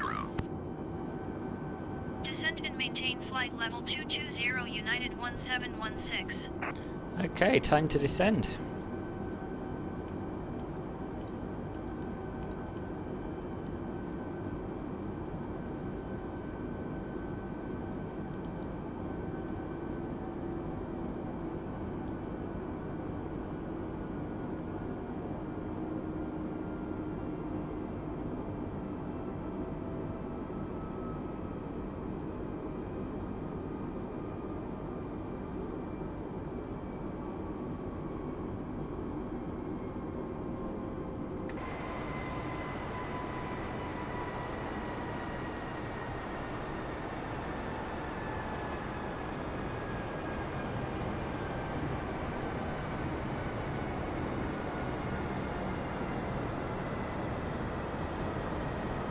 Welcome back, Cedric. Yeah, just in a nick of time.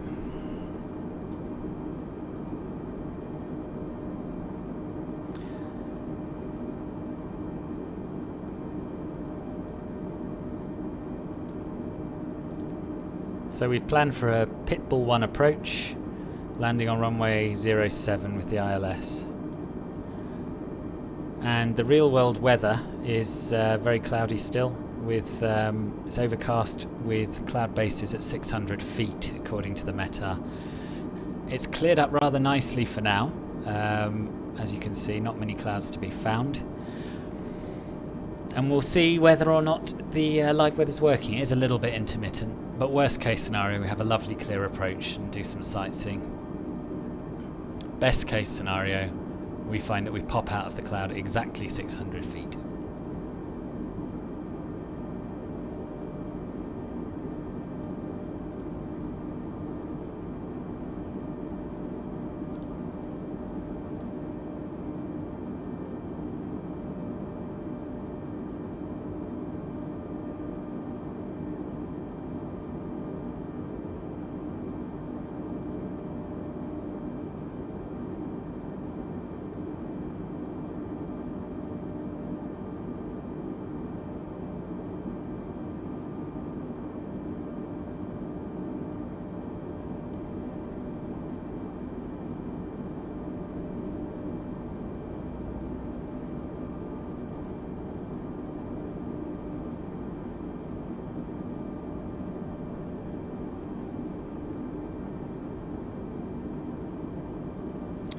So we'll set our auto brake so we don't forget later on. Set that to medium. And we'll arm our speed brakes. United 1716 contact Los Angeles Center on 125.8. Going to 125.8 United 1716. Los Angeles Center United 1716 is out of flight level 280 for flight level 220. United 1716 Los Angeles Center continue to flare as planned.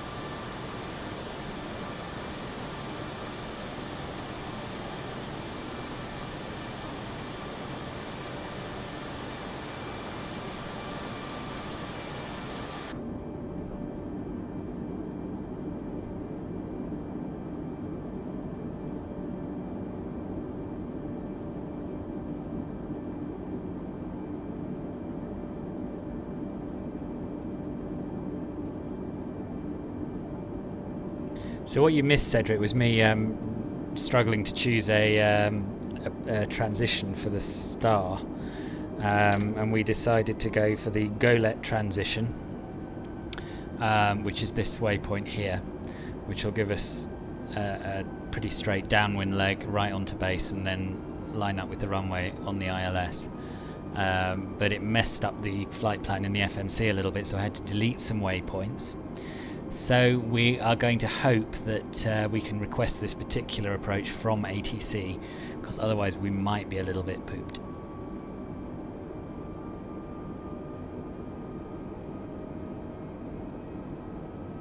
United 1716, contact Los Angeles Center on 135.5. 135.5 United 1716. Los Angeles Center United 1716 flight level 220. United 1716 Los Angeles Center, continue to pirate as planned. Connie 785 descent and maintain 5,900 feet.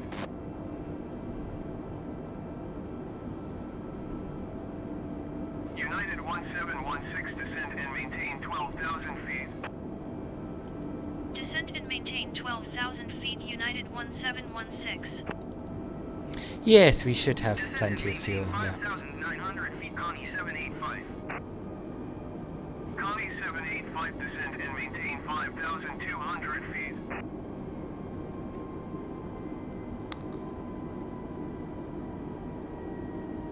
Yeah, so what this aircraft doesn't do, the real one does, is when you change the approach, it automatically deletes the waypoints from the old approach. So you don't end up with a jumbled mess. And that's what I've had to do manually.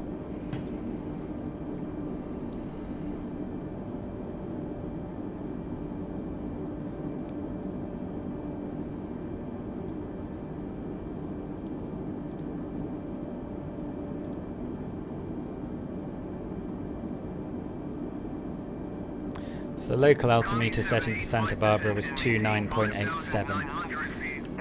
So when we pass 18,000 feet, we'll set that.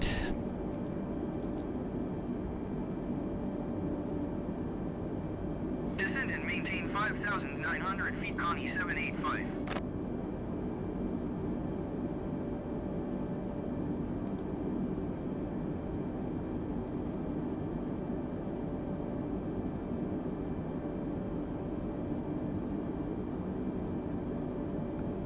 Connie 785 descend and maintain 5,300 feet.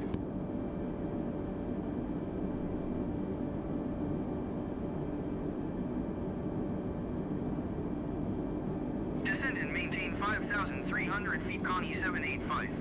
Connie 785 descend and maintain 4,500 feet. And this altimeter setting is something that they should give you as soon as they clear you to an altitude. Descend and maintain 4,500 feet, Connie 785. Connie 785 descend and maintain 4,000 feet.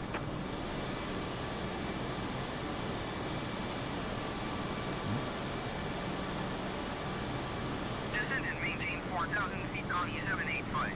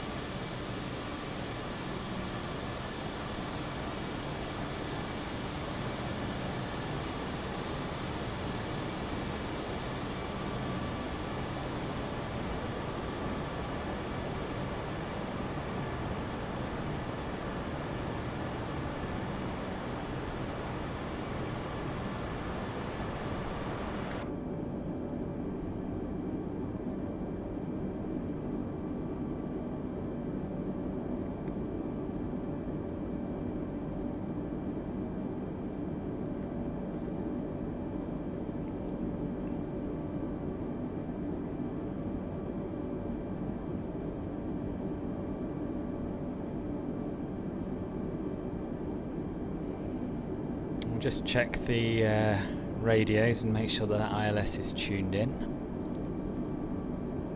No, it's not. Should have a frequency here.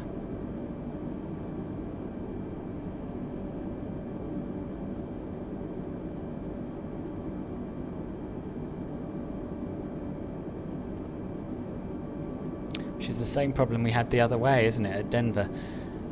United 1716 contact Santa Barbara approach on 120.55. 120.55 for United 1716. I think this might be an add-on scenery Santa thing. Barbara approach United 1716 is at 12,600 feet, descending 12,000 feet.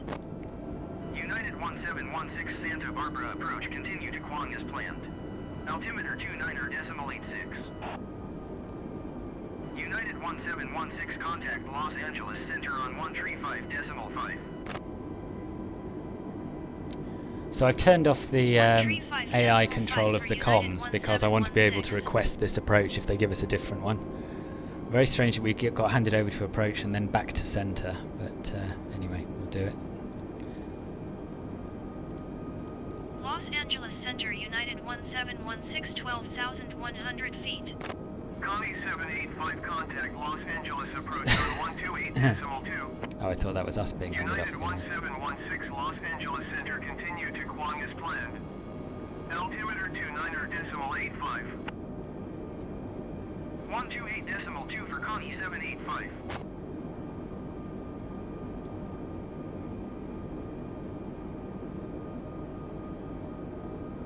United 1716 traffic is 10 o'clock 4 miles at 14,900 feet generic. Report them inside. I did spot them actually. But I've lost them again. United 1716 traffic not in sight.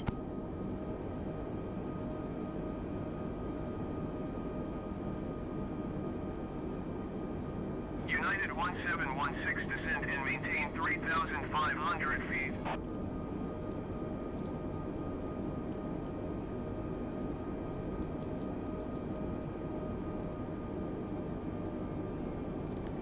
So without an ILS, it's going to be very, very difficult to shoot this approach. United 1716 acknowledge Oh, last sorry. transmission. Descent and maintain 3,500 feet United 1716. United 1716 contact Santa Barbara approach on 120.55. 120.55 for United 1716.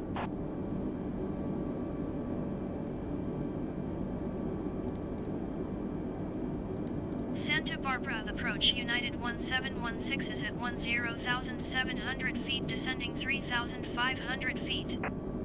United 1716 Santa Barbara approach continue to home as planned. Altimeter 29.84.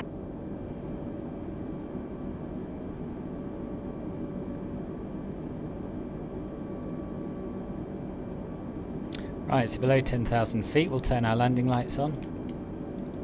And our runway turn-off lights. And we'll run the approach checklist, which is very slight minimum. That was set as 383 in our perf page, I believe.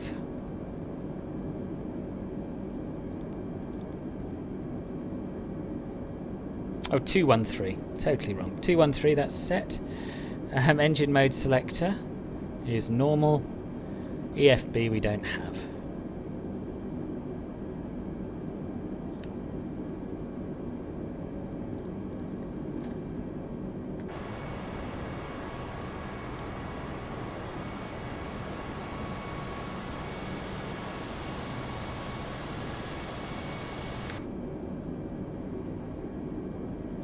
So Santa Barbara should be off to our right here.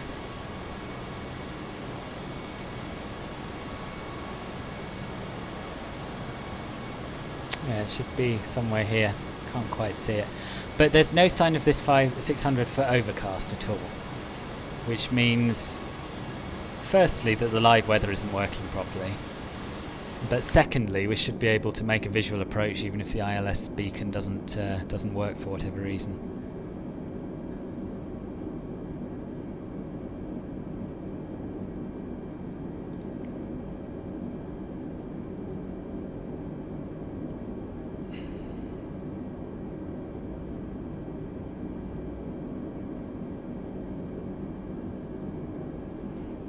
So he's directing us to a waypoint that is not on the approach I chose, and we haven't been cleared for an approach, so I can't ask for a new one. So I'm going to try approach United 1716 try this. requests destination change to Santa Barbara. United 1716 is cleared to Sierra Alpha November Tango Alpha Bravo Alpha Romeo Alpha Mike Uniform November India Airport is filed. Squawk Tree 527. United 1716 cleared to Sierra Alpha November Tango Alpha Bravo Alpha Romeo Alpha Mike Uniform November India Airport is filed. Squawk Tree 527. United 1716 read back correct. Radar contact 6,100 feet. Altimeter 29.8 tree turn right heading 260 resume on navigation climb and maintain 8,000 feet. No, I'm not going to do that. That is ridiculous. Turn right heading 260. I'm going to fly this approach without ATC. Maintain 8,000 feet United 1716. United 1716 you are 9 miles south. Maintain present heading and altitude. Expect ILS runway 7 approach via Golet transition. Cleared to Golet. Ah, okay, he's changed his mind. Good. So you can see by the fact that we're descending towards our green dot speed that we've now entered approach mode, which the FMGC has done automatically.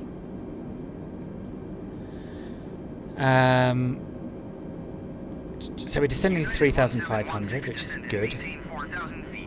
No, I'm going to keep going to 3,500, sorry. Yeah, we need to be at 3,500 by this waypoint here, Habit.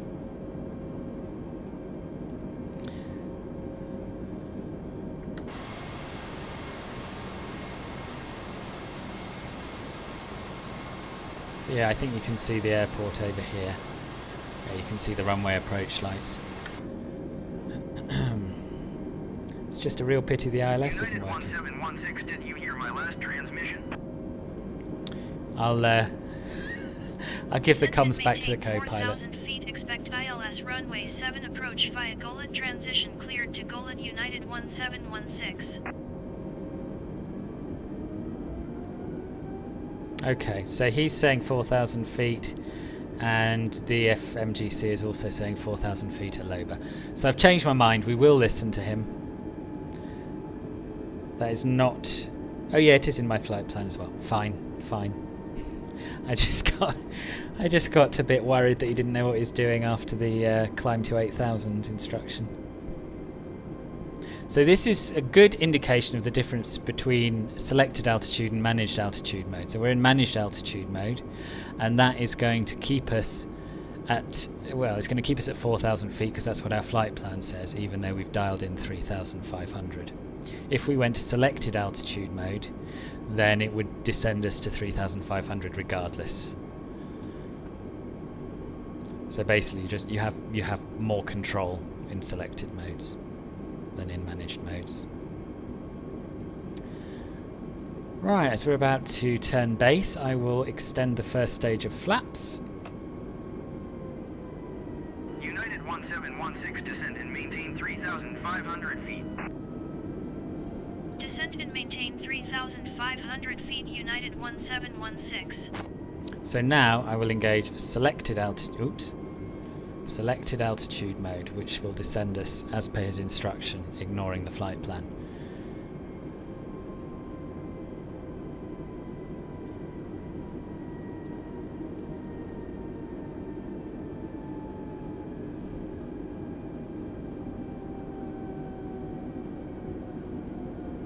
So if the ILS was working, we would have lateral and horizontal guidance on here by now, but as it isn't, we don't.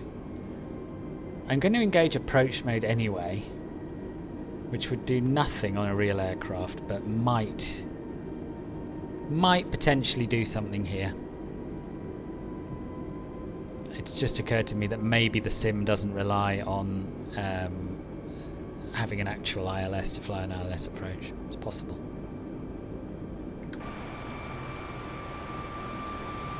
Yeah, we've got some cloud popping in here, haven't we?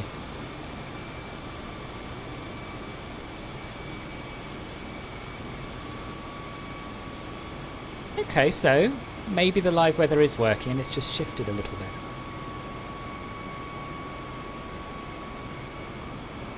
Oh right, welcome back.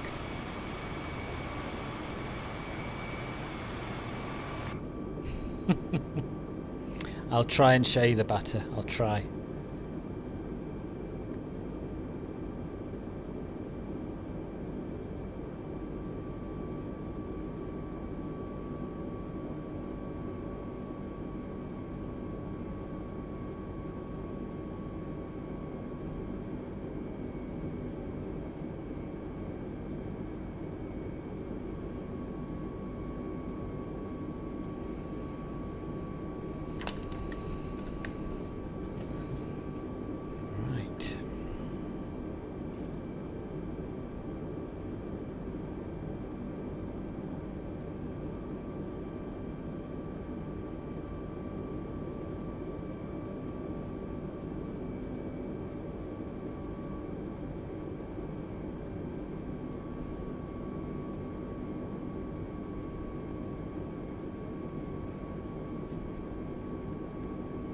I'll submit a bug report about the missing ILS to ORBX later on.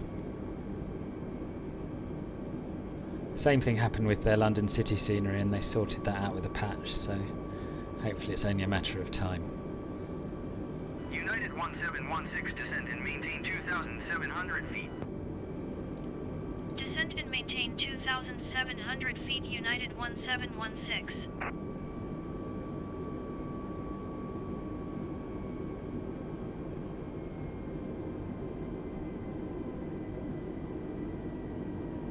I hope it's going to make this final turn. Maybe it's because approach mode is engaged, it won't. It should do anyway. I'm going to turn that off. It's always an adventure. Nothing quite works as it should, but that's half the fun of it, isn't it? Right, so as we're turning onto final, we'll extend flaps 2 and put the gear down. And the cockpit's flooded with light for no apparent reason.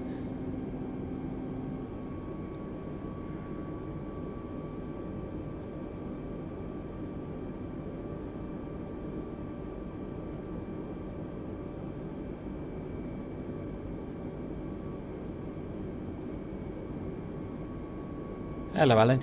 I'm not aware of a sound mod. There's definitely been a freeware upgrade released where they've changed some of the eCam pages and made a few other tweaks, but I didn't know they'd done anything with the sound. To be honest, I think it sounds pretty good as it is. I may have missed something. This autopilot is taking us all over the place. So I think what we'll do is extend flaps 3. And once we've extended flaps full, we'll take manual control and land it by hand. United 1716, you are 9 miles west of Sierra Alpha November Tango Alpha Bravo Alpha Romeo Alpha Mike Uniform November India. Contact Santa Barbara Tower on 119.7 when inbound. So by naps, we're supposed to be at 1800 feet. 1716. So I'm going to start our descent to Santa that Barbara now. Tower, United 1716, 8 miles west inbound ILS runway 7 approach. United 1716 Santa Barbara Tower. Cleared ILS runway 7 approach. Altimeter 29.84, wind 081 at 4.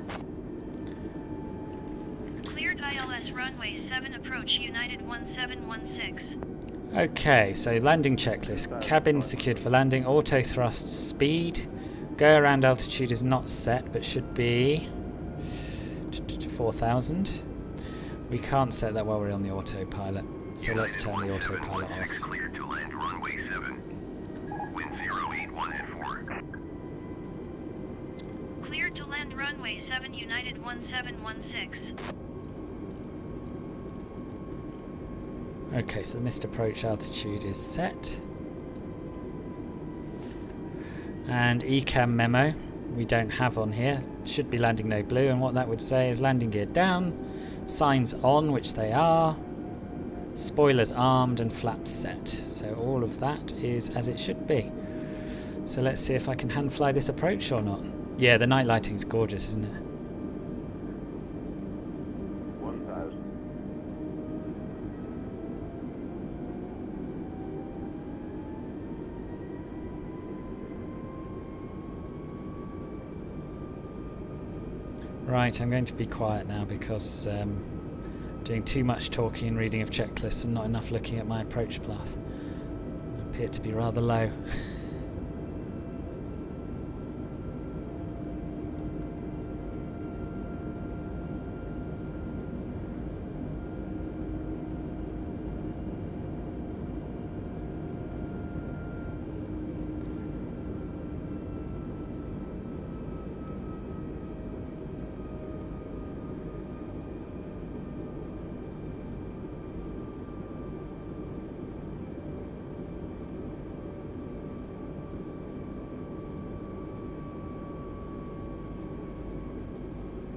No pappies either. 500.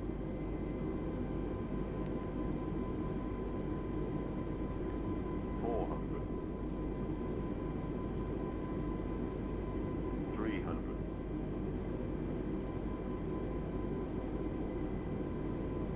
200. 100. 60, 50, 40, 30, 20. Retard 5. Not good. Not good. At all. But for a night landing with an ILS that's out of service and no pappies, could have gone worse.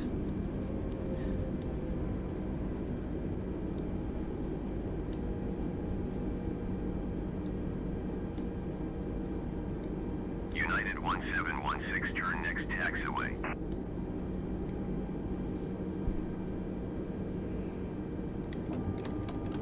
Flaps up. Missed the taxiway turning there. It wasn't lit.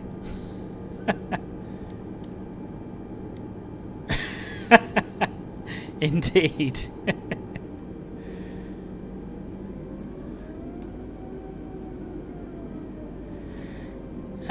Yes, they are relaxing, Alan, until you get to approach with no lighting, and then it all gets a little bit stressful, in my opinion. 121.7 for United 1716. Right, let's start the APU for the taxi in. Taxi light on. Landing lights off. Runway turn off, lights off, and strobe off. And I know where we're going. We are going to Gate 3. Oh, and anti-ice off as well. Just need to have a look at my map. Oh, it's pretty straightforward. Turn right, follow the taxiway round, and we'll get to the terminal.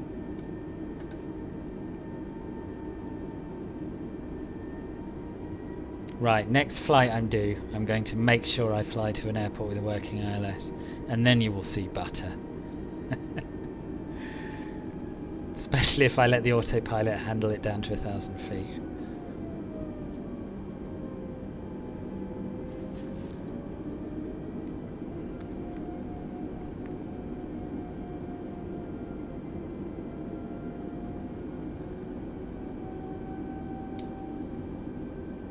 APU's available.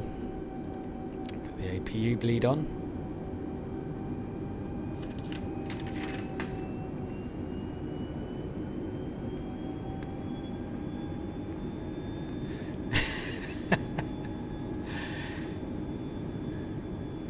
I really should think before I speak, shouldn't I? I'll keep you to that.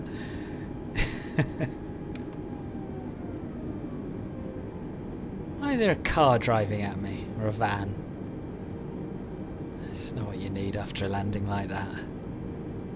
Oh, and another one. Oh, and a bus. I can't work like this.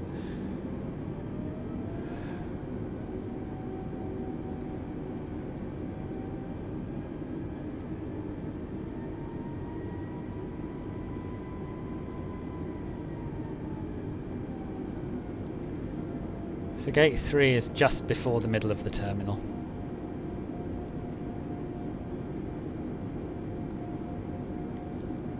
Yeah, that's AI. We've had it in every previous sim. Who, the bus passengers? I wouldn't have thought so, no.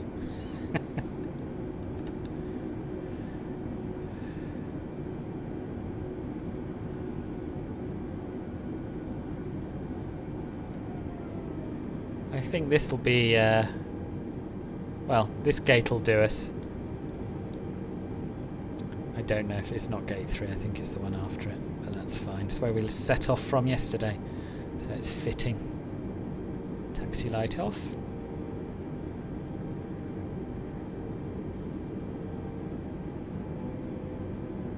Oh, we got a marshaller. Makes a nice change.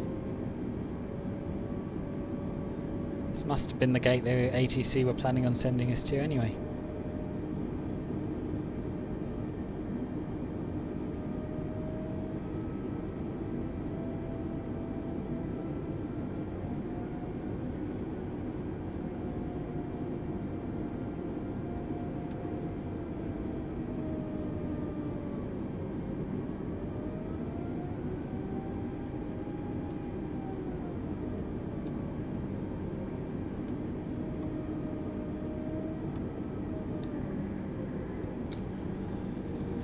Oh, thank you very much, Sim Flying Club. It's nice of you to say so. Right, so APU is on, APU bleed is on, so we can shut down the engines. Turn off the beacon. Request the jetway.